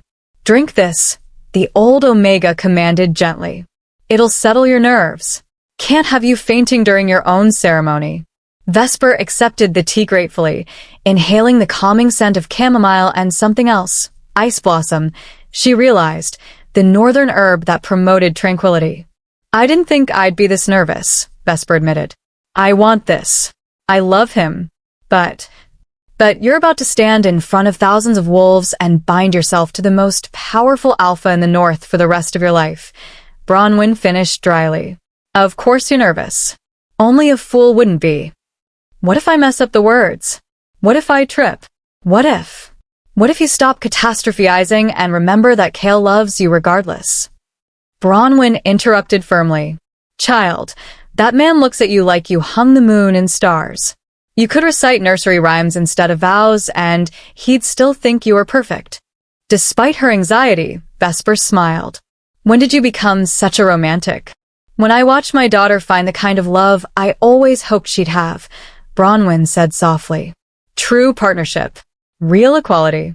Someone who sees your worth without needing to be convinced. Her eyes glistened. You deserve this, Vesper. Every moment of happiness. Don't let fear steal your joy. A knock at the door interrupted them. Linnea entered with an entourage of attendants, her expression all business. Time to make you a proper Luna, the old healer declared. We have 6 hours until the ceremony. Let's begin. The preparation was elaborate and ritualistic. First, the ceremonial bath. Vesper was led to the large pool in her bathing chamber, where water had been infused with northern herbs, frostroot for strength, ice blossom for peace, winter's breath for clarity, and moonflower for blessing. The water was warm but not hot, the scent overwhelming but not unpleasant. Symbolizes washing away your old life, Linnea explained as attendants helped Vesper into the pool. Emerging clean and new for your bonding. They washed her hair until it shone like starlight, massaged oils into her skin until it glowed, scrubbed away any trace of the past. When Vesper emerged from the pool, wrapped in soft towels, she felt transformed, lighter somehow, like she'd shed an old skin. Next came the dressing. The bonding gown had been crafted over the past 2 weeks by the finest seamstresses in Glacierheart. It was a masterpiece, white fur and ice blue silk woven together in patterns that resembled falling snow. The bodice was fitted, embroidered with silver thread in designs of wolves running through winter forests. The skirt was full and flowing, with a train that would trail behind her like fresh snowfall. They laced her into the dress with careful precision, every detail perfect. Added a cloak of pure white fur that fastened with silver clasps shaped like moons. Placed delicate slippers on her feet, beaded with crystals that caught the light. Then came her hair. They braided it in traditional northern style, Intricate patterns that took 2 attendants an hour to complete, with silver thread and tiny ice crystals woven throughout. When they were finished, her moon-pale hair looked like it was made of frost and starlight. Finally, the crown. Luna's crown was placed carefully on her head, settled among the braids, marking her status and authority. When they turned her to face the mirror, Vesper barely recognized herself. She looked like a winter goddess, like something out of legend, like a queen. Perfect, Linnea declared with satisfaction. Now remember, during the ceremony, you'll walk down the procession alone. No one gives you away, because you're giving yourself. You're choosing this bond, freely. When you reach Kale, you'll speak your vows, then he'll speak his. The mate marking comes last, he'll bite your neck, you'll bite his. The bond will snap into place, and you'll be bound for life. What if it doesn't work? Vesper asked nervously. What if we're not actually compatible? The moon goddess doesn't make mistakes, Bronwyn said from where she sat watching. If you weren't meant to be mates, you wouldn't feel what you feel. Trust in that. The ceremony was held in the Grand Plaza outside the Citadel, a massive space that could accommodate thousands. When Vesper arrived at the prepared entrance, hidden from view, she could hear the crowd gathered beyond. Every pack in the Eternal North had sent representatives. All 17 pack leaders were present. Wolves had traveled for days to attend, filling the plaza until it overflowed into surrounding streets. Thousands had come to witness their Luna's bonding. The reality of it hit Vesper like a physical blow. She was about to walk out there, in front of all those people, and bind herself to Kale for eternity. Breathe, Mara said from beside her. The Omega Counselor had appointed herself Vesper's attendant for the day. Just breathe. Focus on Kale. Forget everyone else exists. It's just you and him. Music began, drums and flutes creating a haunting melody that echoed across the plaza. The crowd fell silent. Vesper's cue. She stepped out from behind the concealing curtain and into view.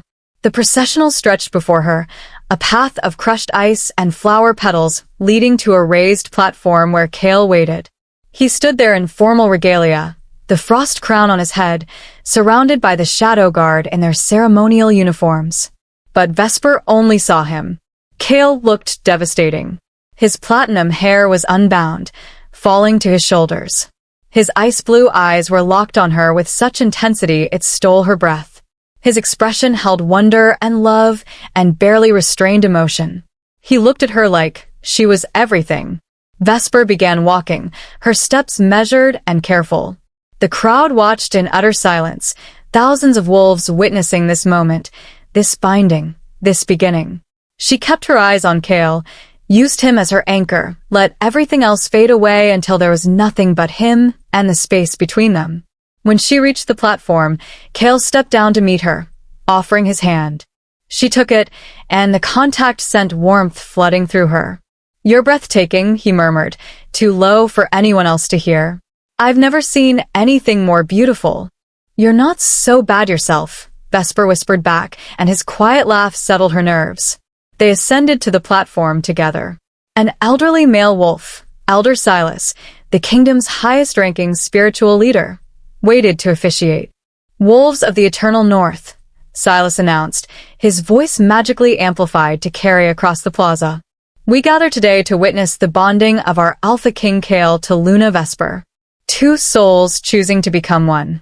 2 lives intertwined for all time." He turned to Kale. "Alpha King, speak your vows."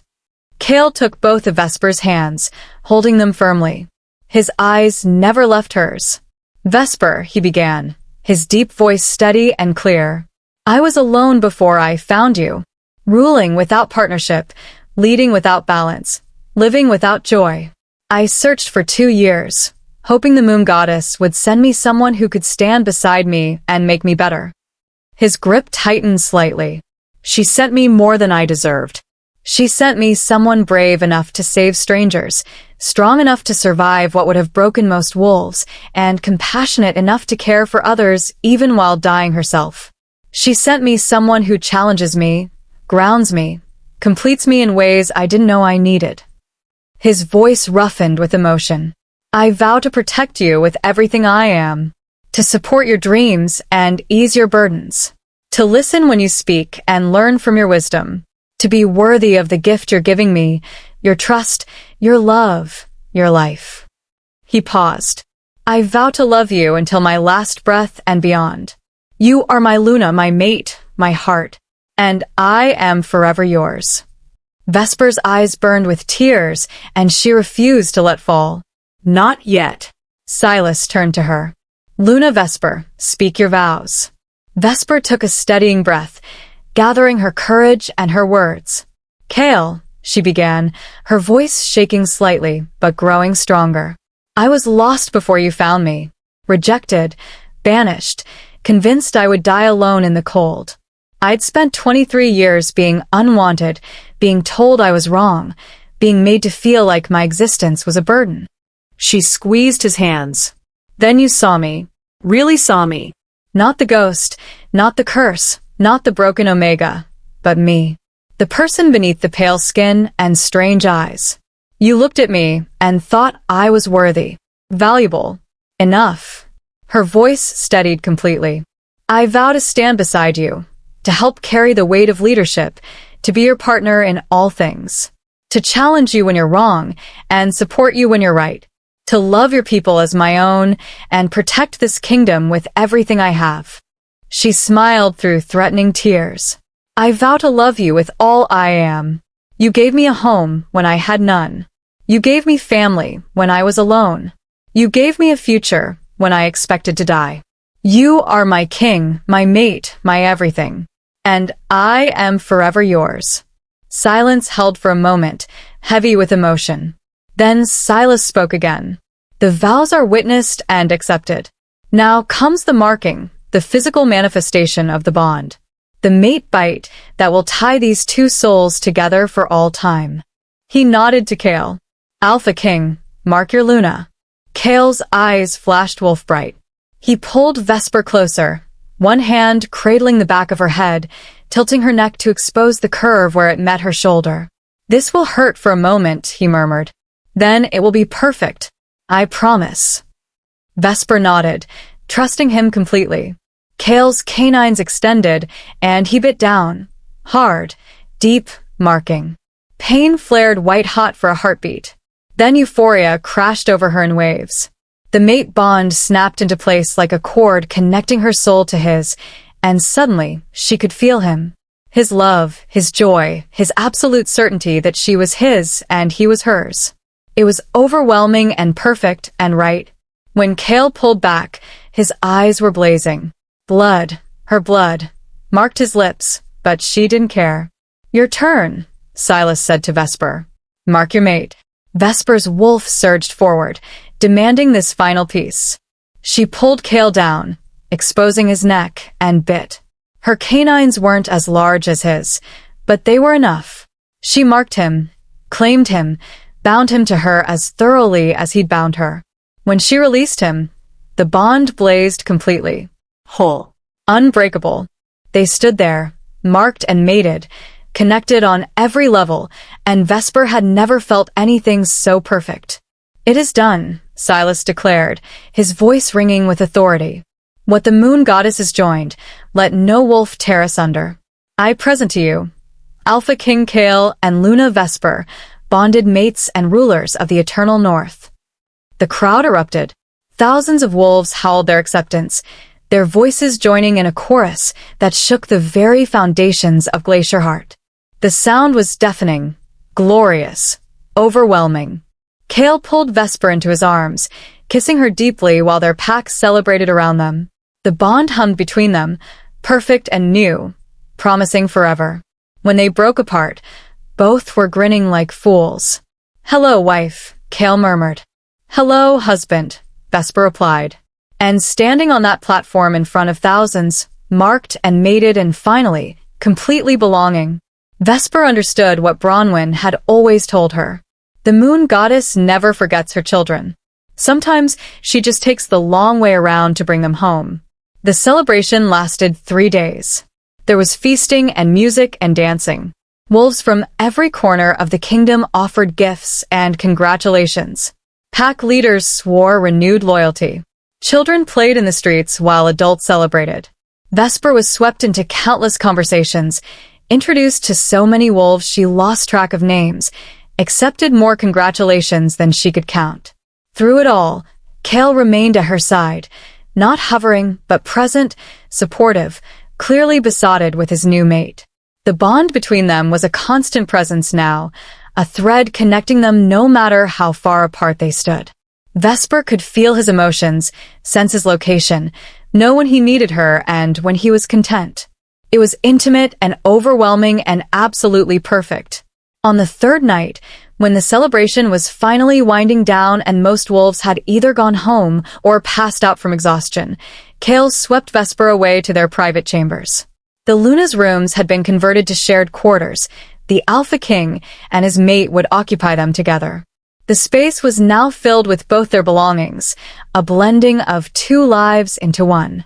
Alone at last, Kale murmured, pulling Vesper into his arms. Do you have any idea how difficult it's been to keep my hands off you for 3 days while every wolf in the kingdom wants to talk to you? About as difficult as it's been for me, Vesper replied, her fingers already working at the fastenings of his formal clothes. I'm your mate now, bonded and marked. What do you want? Kale asked, his voice dropping to something rough and dangerous. You, Vesper said simply. All of you. Everything. Now. Kale's eyes flashed wolf-bright. Then you'll have me. Forever. He carried her to their bed, and as the moon rose outside and the celebrations faded into quiet, Kale and Vesper completed their bond in the oldest way wolves knew. With bodies and souls, and absolute trust. With love that had been worth every moment of pain to find. With the certainty that they were exactly where they belonged. Together. Home. Forever. Chapter 13. The Alpha Assembly. 3 weeks after the bonding ceremony, the first real test of Vesper's position as Luna arrived in the form of the Alpha Assembly. Kale had called a mandatory gathering of all 17 pack leaders within the Eternal North, a rare occurrence that signaled serious business. The official reason was to introduce Luna Vesper formally and discuss kingdom-wide policies. The unofficial reason, which everyone knew but no one spoke aloud, was to address Alpha Corvin and his spreading lies. Assemblies are political warfare dressed up as diplomacy, Kale explained as they prepared for the meeting. Every Alpha will be testing you, measuring your strength, looking for weaknesses to exploit. They'll be respectful to your face because I'm there, but they'll be judging constantly. Comforting, Vesper said dryly, adjusting the formal gown she wore. Deep blue with silver embroidery, elegant but practical.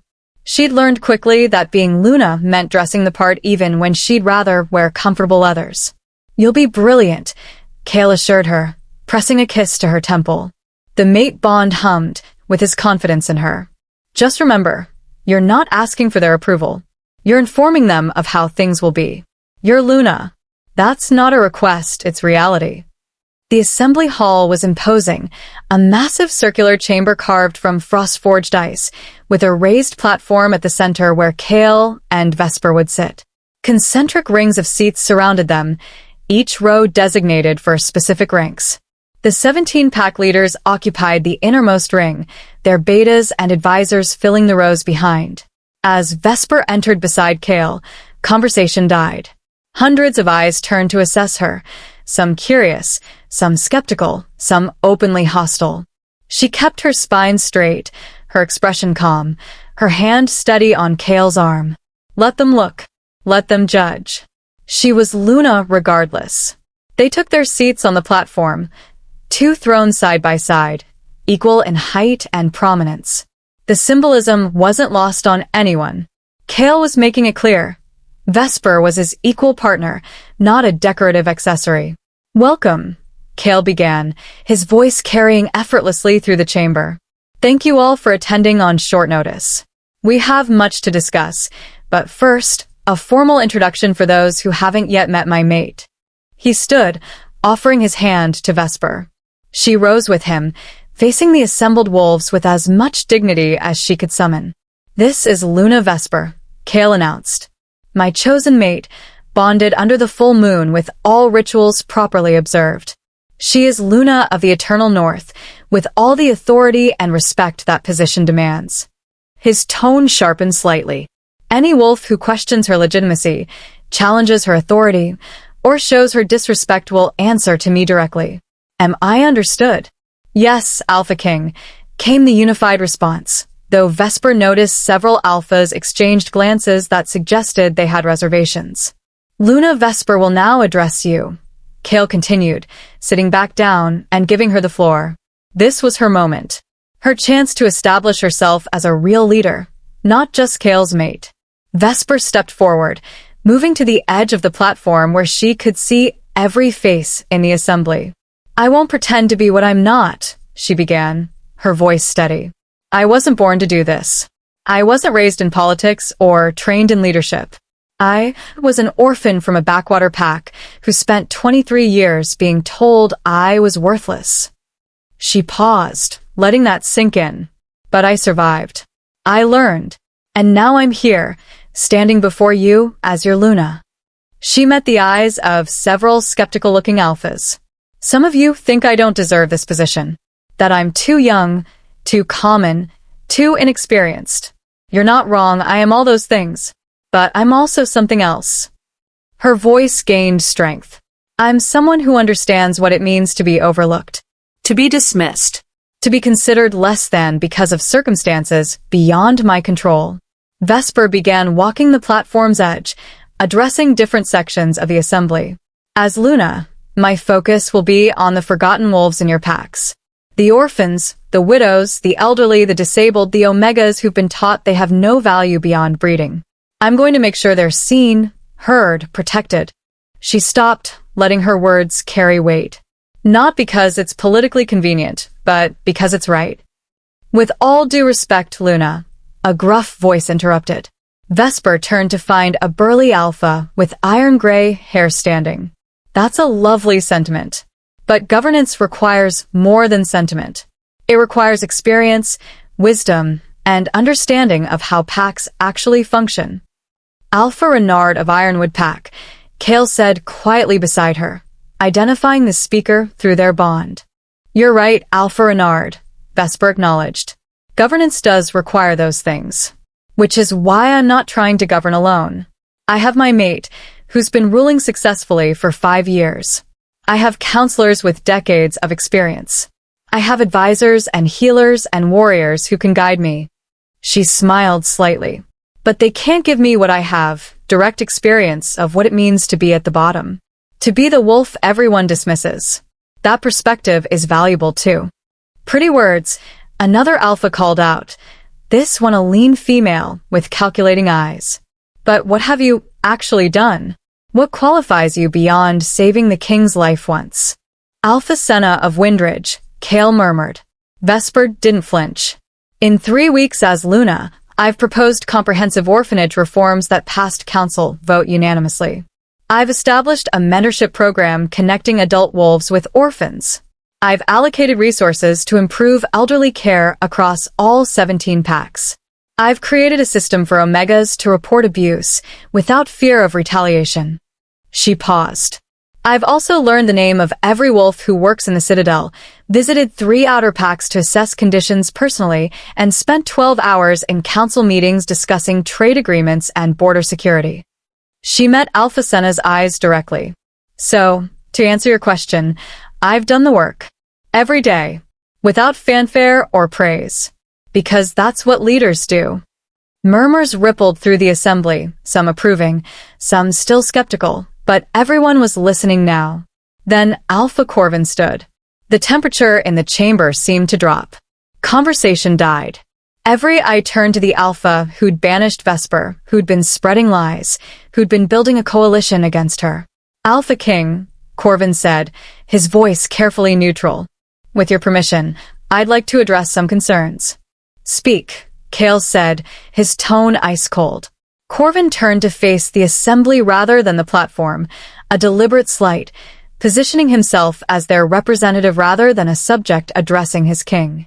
Many of us have heard troubling rumors about our Luna, Corvin began. About her past, her origins, the circumstances of her bonding. We've been told she's a Pathfinder, that she has gifts, that she's special. He paused dramatically. But we've also heard other things. That she was rejected by her intended mate. That she was banished from her birth pack. That she has a history of surviving, Vesper interrupted, her voice cutting through his words like a blade. A history of surviving. That's what you were going to say, wasn't it? She descended from the platform, walking down into the assembly ring until she stood directly in front of Corvin. The move was bold, possibly foolish, but she was done letting him control narratives about her life. "You're right," she said, loud enough for everyone to hear. "I was rejected by my intended mate, a coward named Merrick who found my appearance disgusting.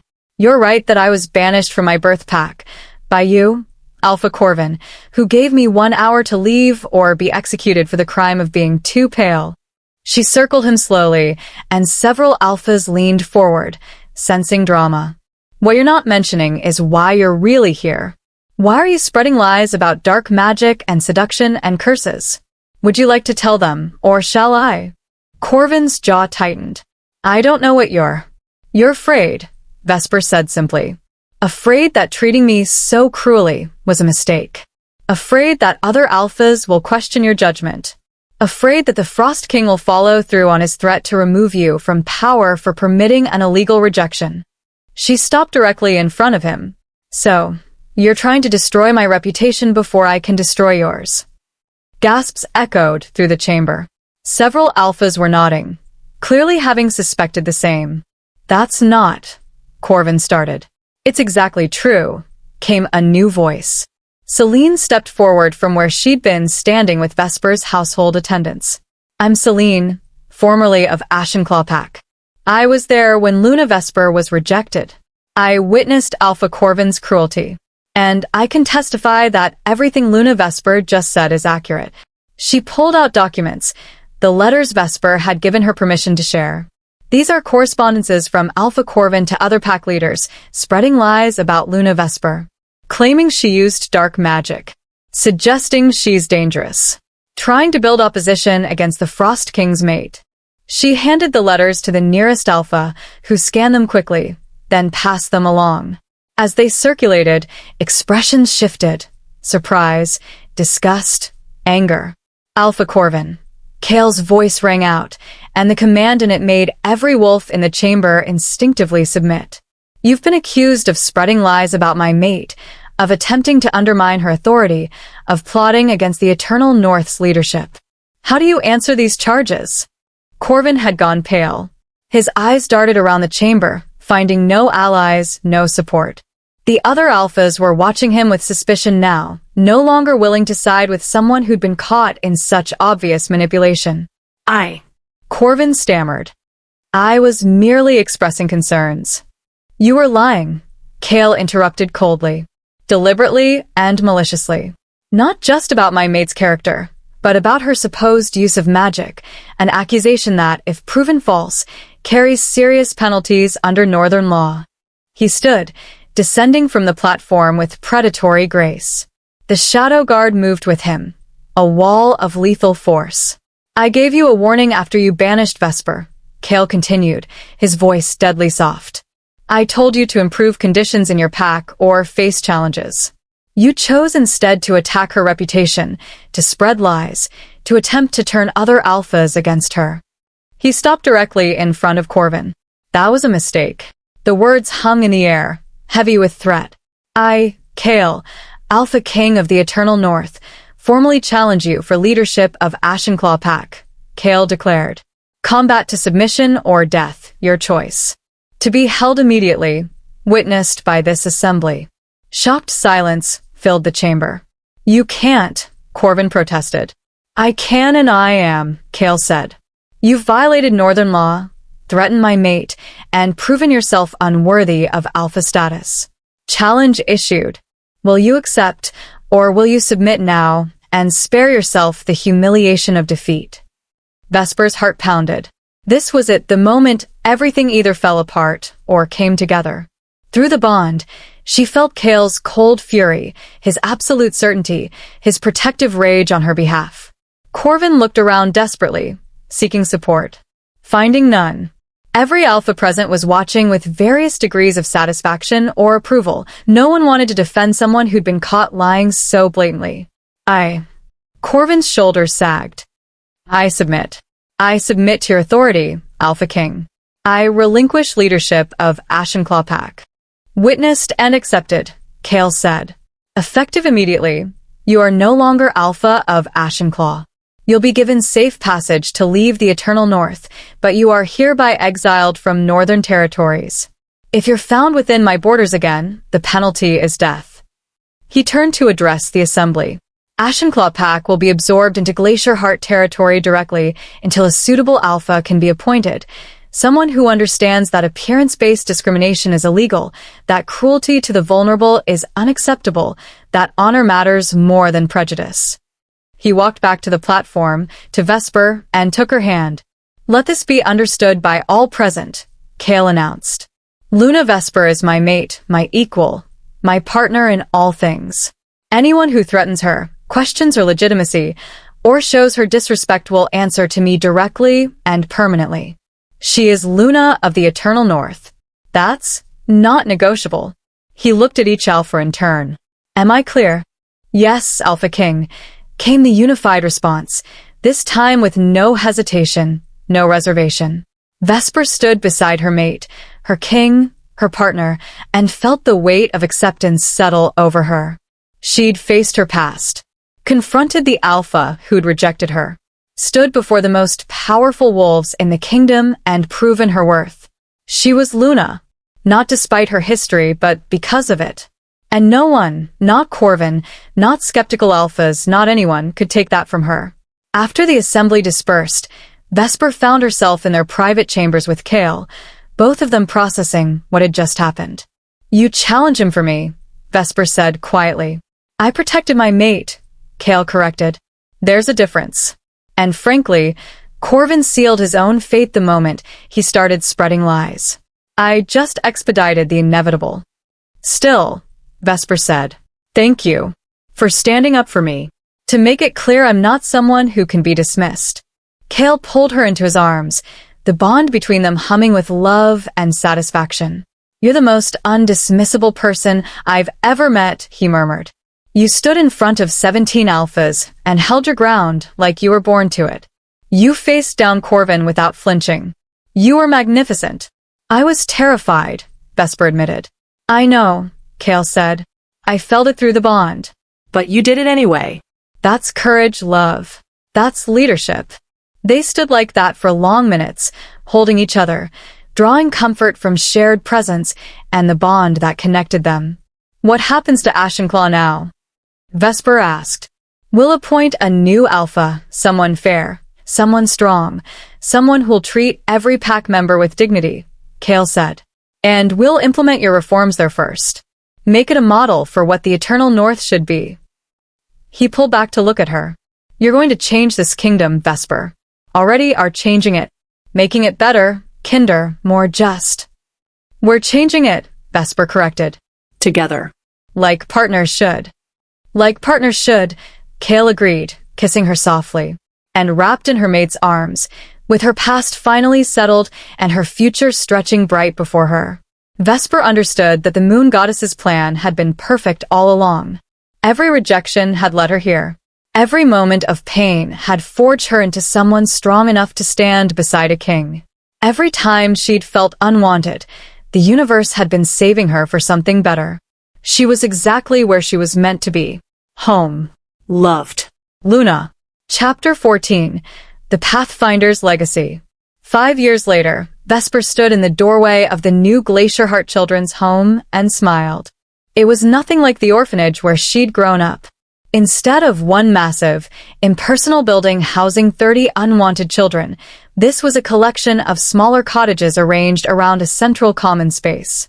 Each cottage housed no more than 6 children with 2 dedicated caretakers who lived with them, creating real family units instead of institutional care. Children played in the snow-covered courtyard, laughing, building snow wolves, chasing each other with the kind of carefree joy Vesper had never known as a child.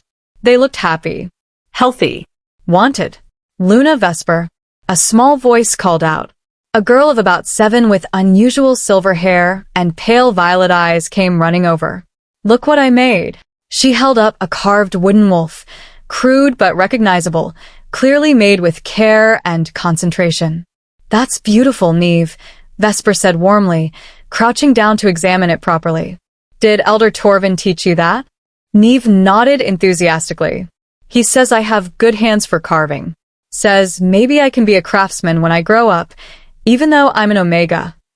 You can be anything you want, Vesper told her firmly.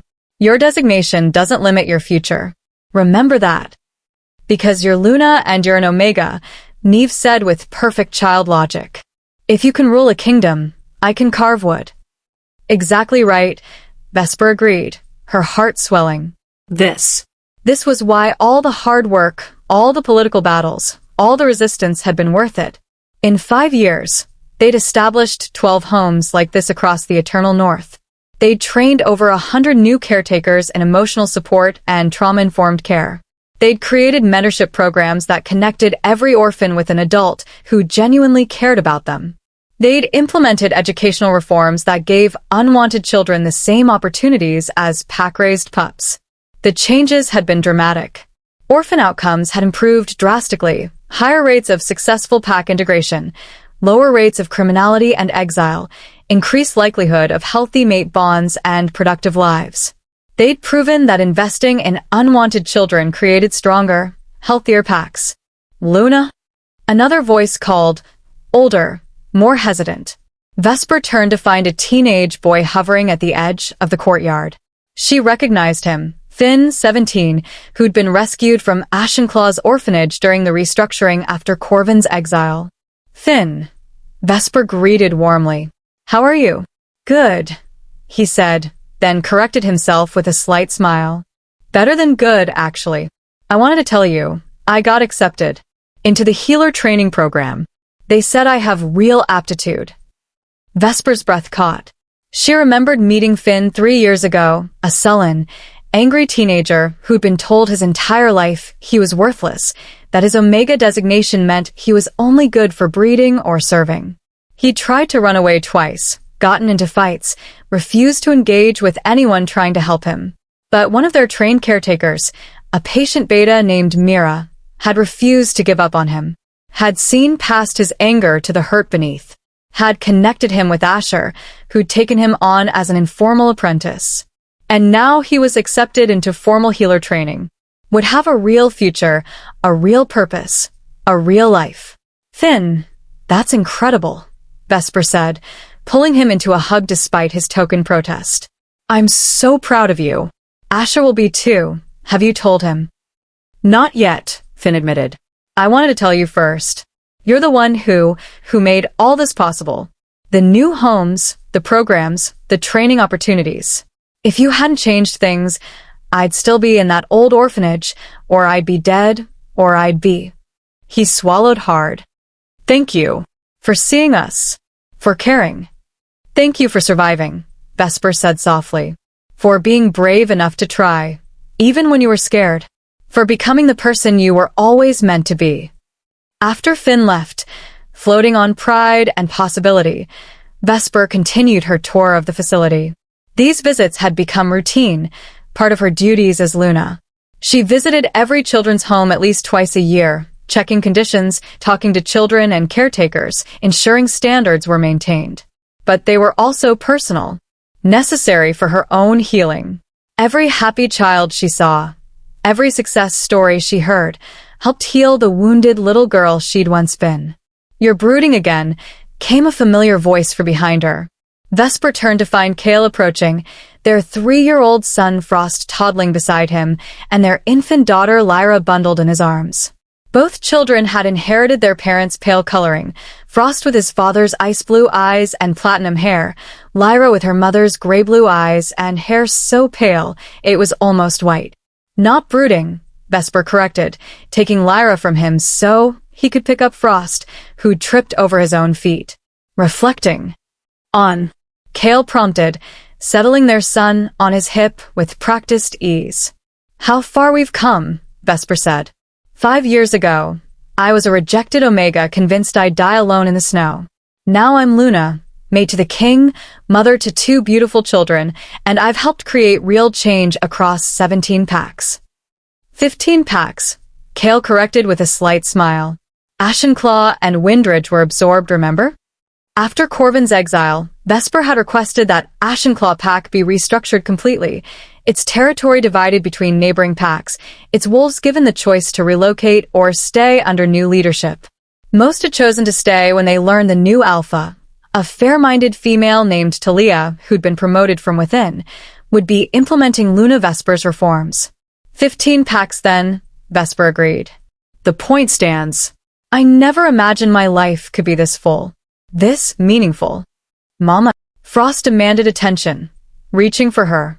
Vesper shifted Lyra to one arm and leaned in to kiss her son's forehead. Play with me. After dinner, Vesper promised. Right now we need to finish this tour, then head back to the Citadel. You have lessons with Zephyr. Frost made a face. The Shadowguard had taken it upon themselves to begin training the air early, mostly basic coordination and observation skills. Nothing too intense for a 3-year-old, but Frost had definite opinions about structured activities. Come on, little wolf, Kale said, tickling him until he giggled. If you're good during lessons, Uncle Zephyr will teach you a new tracking game. As they walked back toward the waiting carriage, with Shadowguard falling into protective formation around them, Vesper marveled at how normal this had become. How easily she'd adapted to being Luna, to being a mother, to being a leader whose decisions affected thousands of lives. Not that it had been easy. There had been struggles, setbacks, moments of doubt. In the first year, 3 alphas had challenged her authority directly, forcing Kale to remind them, sometimes violently, that disrespecting his mate meant facing him. Eventually, they'd learned. In the second year, Vesper had suffered a miscarriage that had devastated her, made her question whether she deserved happiness. Kale had held her through the grief, reminded her that loss was part of life, that trying again was an act of courage, not foolishness. In the third year, Frost had been born, a difficult delivery that nearly killed her, but resulted in the most beautiful child she'd ever seen. Being a mother had terrified her. What if she didn't know how? What if she repeated the abandonment she'd experienced? What if she failed him? But Kale had been there, and Bronwyn, still alive, still spry at 78, had guided her through it, teaching her that love was learned, not inherited. In the fourth year, they'd faced a rogue uprising in the Eastern Territories that required military intervention. Vesper had insisted on accompanying Kale, on seeing the aftermath of violence, on understanding the full scope of what ruling meant. It had been brutal and ugly and necessary. In the fifth year, Lyra had been born, an easier delivery, but no less precious. And now here they were, a family, a pack, a kingdom. What are you thinking about? Kale asked as they settled into the carriage. The children were already drowsing, worn out from playing in the snow. Everything, Vesper admitted. How much has changed? How much I've changed. How grateful I am for all of it. Even the hard parts. The hard parts made us stronger, Kale said, lacing his fingers through hers. Even after 5 years of bonding, the contact still sent warmth through her. Made us better. Made us who we are. You know what I realized today? Vesper said softly. I've spent 5 years making sure children feel wanted, feel valued, feel like they belong. And in doing that, I've finally healed that wounded child inside me. Finally convinced her that she was always worthy, always enough, always deserving of love. You are always those things, Kale said firmly. The world just needed to catch up to what the moon goddess already knew. That evening, after the children were asleep and the citadel had settled into quiet, Vesper found herself in the ice gardens, her favorite place to think, to reflect, to simply be. The sculptures glowed with inner light, turning the space into something magical. Snow fell gently, adding to the beauty without diminishing it. I knew I'd find you here. Bronwyn's voice came from behind her. Vesper turned to find her adoptive mother approaching slowly, leaning on an ornate walking stick Torvin had carved for her. At 78, Bronwyn was finally showing her age, but her eyes were still sharp, her mind still keen. Couldn't sleep, Vesper admitted. Too much on my mind. You're worried about the speech tomorrow, Bronwyn observed, settling onto a bench beside the largest sculpture, a wolf mid-howl, captured in eternal ice. The kingdom-wide address about the next phase of reforms. Tomorrow, Vesper would speak to representatives from all 15 packs about expanding the orphanage reforms to include programs for abused omegas, support systems for elderly wolves, and protection services for disabled pack members. It was ambitious, expensive, and would face significant resistance. What if they say no? Vesper asked quietly. What if I've pushed too far, too fast? What if? What if you trust the work you've already done? Bronwyn interrupted gently. Child, you've proven yourself 100 times over. You've shown this kingdom that investing in the vulnerable makes everyone stronger. You've earned the right to be heard. I'm still scared, Vesper admitted. Good, Bronwyn said. The day you stop being scared is the day you've become complacent. Fear keeps you humble, keeps you working harder, keeps you fighting for those who can't fight for themselves. She patted Vesper's hand with her weathered one. You're doing what you were always meant to do, what the moon goddess prepared you for through all those years of suffering. You really believe that? Vesper asked. That everything happened for a reason? I believe the goddess doesn't waste pain, Bronwyn said thoughtfully. I believe she takes our suffering and transforms it into purpose.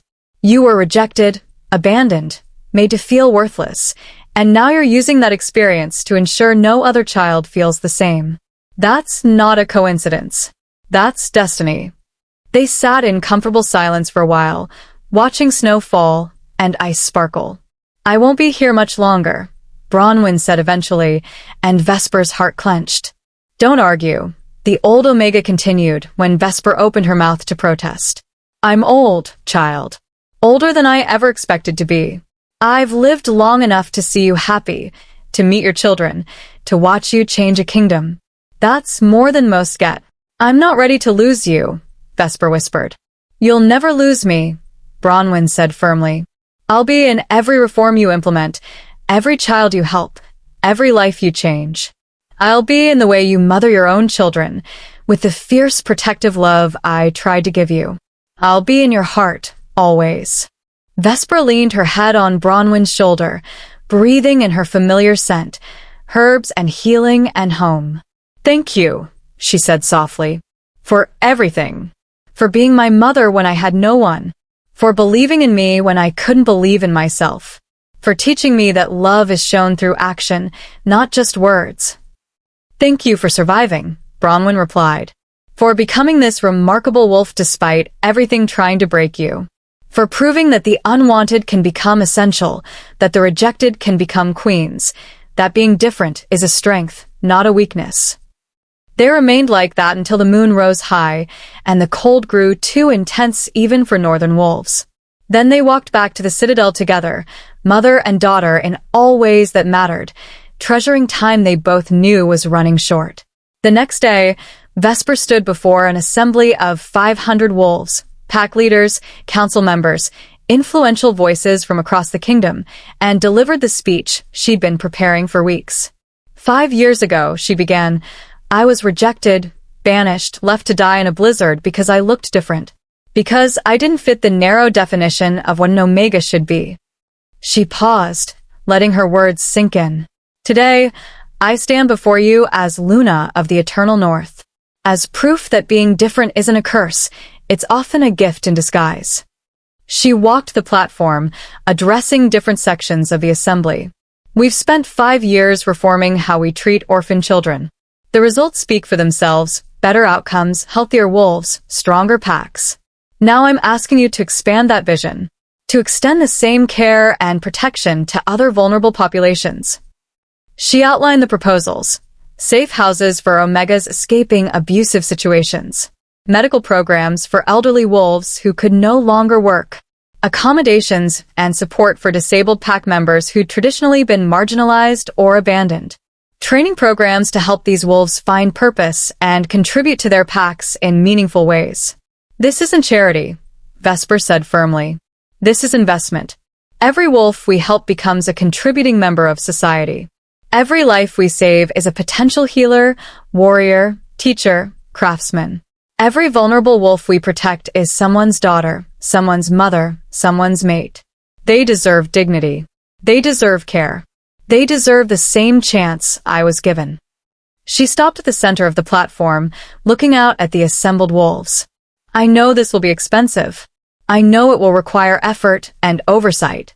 I know it will face resistance from those who think some lives matter less than others. Her voice gained steel. But I'm not asking her permission. I'm informing you of how things will be. This kingdom will care for all its wolves, not just the strong ones. That's not negotiable. She looked to where Kale sat, his ice-blue eyes blazing with pride through their bond. Your king has given me his full support. Your council has voted to approve these programs. Now I'm asking you, the pack leaders, the influential voices, the wolves who shape opinion in your territories, to support this vision. To help implement these changes. To be part of building a kingdom where every wolf matters. Silence held for a long moment. Then Alpha Talia of former Ashenclaw stood. Luna Vesper, you have Ashenclaw's full support. We've seen firsthand what your reforms can accomplish. We're honored to continue this work. Another Alpha rose. Then another. Then 5 more. One by one, pack leaders stood in support. Not all of them. Not unanimous, but enough. More than enough. Vesper felt tears prick her eyes, but refused to let them fall. Not here. Not now. Thank you, she said, her voice thick with emotion. Thank you for believing in this vision. For understanding that strength means protecting the vulnerable, not abandoning them. Together, we're going to make the Eternal North a place where every wolf can thrive. Where difference is celebrated. Where no child grows up feeling unwanted. The assembly erupted in howls of approval, and Vesper stood there, Luna, mother, reformer, survivor, and felt the weight of purpose settle into her bones. This was what she'd been meant for all along. Not just to survive her own suffering, but to transform it into something that helped others. Not just to be rescued, but to become a rescuer. Not just to find home, but to create it for wolves who'd lost hope of ever belonging. That night, in their private chambers with children asleep down the hall and the kingdom quiet outside, Kale pulled Vesper into his arms. You are magnificent today, he murmured. Watching you command that assembly, seeing those alphas rise in support, I've never been more proud to call you my mate. I couldn't have done it without you, Vesper said. Without your support, your protection, your belief that I could be more than the rejected Omega everyone dismissed. You were always more, Kale corrected. I just had the good fortune to recognize it first. He kissed her softly. You've changed this kingdom, Vesper. Changed lives. Changed how we define strength and value and worth. That's legacy. That's impact that will last generations. We've changed it, Vesper corrected. Together. Like partners should. Like partners should, Kale agreed. They stood at the window, looking out over Glacier Heart. Their city, their kingdom, their home. Do you ever think about that night in the cave? Vesper asked. Wonder what would have happened if I hadn't found you? If my Pathfinder gift hadn't led me there? Every day, Kale admitted. I think about how close I came to dying without ever meeting you. How close you came to freezing to death, believing you were unwanted and worthless. How many things had to go exactly right for us to find each other? The moon goddess has a sense of dramatic timing, Vesper said wryly. She has perfect timing, Kale corrected. She waited until we were both ready. Until I'd learned to be a better king than my father. Until you'd survived enough to understand what needed changing. Until we'd both been alone long enough to recognize the gift of partnership. He turned her to face him, his ice-blue eyes intense in the moonlight. I love you, he said simply. I love who you are, what you've become, what we're building together. I love our children and our kingdom and our life. I love that I get to wake up every morning beside the most remarkable wolf I've ever known. I love you too, Vesper replied, tears finally falling, but happy tears, grateful tears. Thank you for seeing me, for choosing me, for giving me a home when I had none. Thank you for surviving, Kale said, wiping her tears gently. For being brave enough to walk through that blizzard instead of giving up. For saving my life, so I could spend the rest of it loving you. They kissed, deep and passionate, and full of 5 years of partnership, of trials survived and triumphs celebrated, of a love that had transformed them both. And as the moon rose over Glacier Heart, as snow fell softly on a kingdom that was finally learning to value all its wolves, Vesper understood the truth at the heart of her journey. She hadn't been rejected from Ashenclaw. She'd been redirected toward her destiny. Every closed door had been leading her to the one that was meant to open. Every moment of pain had been forging her into someone strong enough to change a kingdom. Every time she'd felt unwanted, the moon goddess had been preparing her for something greater. She was exactly where she belonged. She was exactly who she was meant to be. She was Luna Vesper of the Eternal North. Pathfinder. Healer. Queen. Mother. Reformer. And most importantly, wanted. Loved. Home. Finally, completely, perfectly home. 20 years later, the young Omega stood at the border of Glacier Heart territory, shivering and alone, convinced she was going to die. She'd been cast out from her pack for being too small, too weak, too different. They'd called her useless, declared her a burden, given her until sunset to disappear. So she'd walked into the wilderness with no destination and no hope, exactly as the story said Luna Vesper had done all those years ago. She didn't actually believe those stories. They were too perfect, too convenient. The rejected Omega who became queen? The cursed girl who changed a kingdom? It sounded like fairy tale, not reality.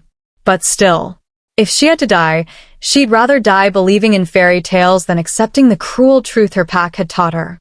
A wolf appeared from the trees, massive, white-furred, with ice-blue eyes that were oddly familiar from the tapestries she'd seen in her old pack's meeting hall.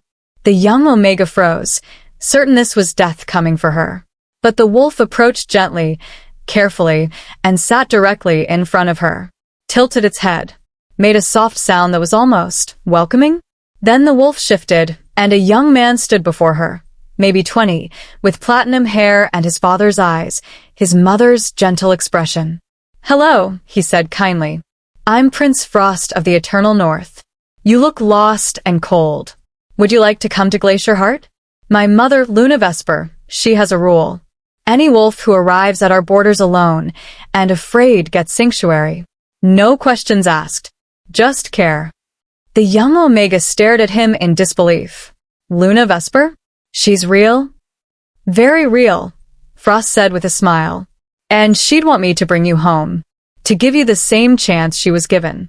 To show you that being rejected by one pack doesn't mean you're unwanted. It just means you haven't found the right pack yet." He offered his hand. "So, what do you say? Will you come with me? Let us show you what home can be." The young Omega looked at his outstretched hand, offering hope, safety, belonging. And she understood, finally, that the stories were true. Luna Vesper was real. The kingdom she'd built was real. And the promise that rejected wolves could find home, could find purpose, could find love, that was real too. She took Prince Frost's hand. "Yes," she whispered. "Please, take me home." And as they walked toward Glacier Heart together, toward a city of ice and acceptance, toward a Luna who understood exactly what she'd survived, the young Omega finally believed in fairy tales. Because sometimes fairy tales were just truth wrapped in hope. And hope, as Luna Vesper had proven, could change everything. The end. This concludes the Frost King's Pathfinder. Thank you for joining us at Wolf Heart Tales. If you enjoyed this story of rejection, redemption, and the kind of love that transforms kingdoms, hit that like button, subscribe for more werewolf romance, and let us know in the comments what story you'd like to hear next. Until next time, may you always find your pack.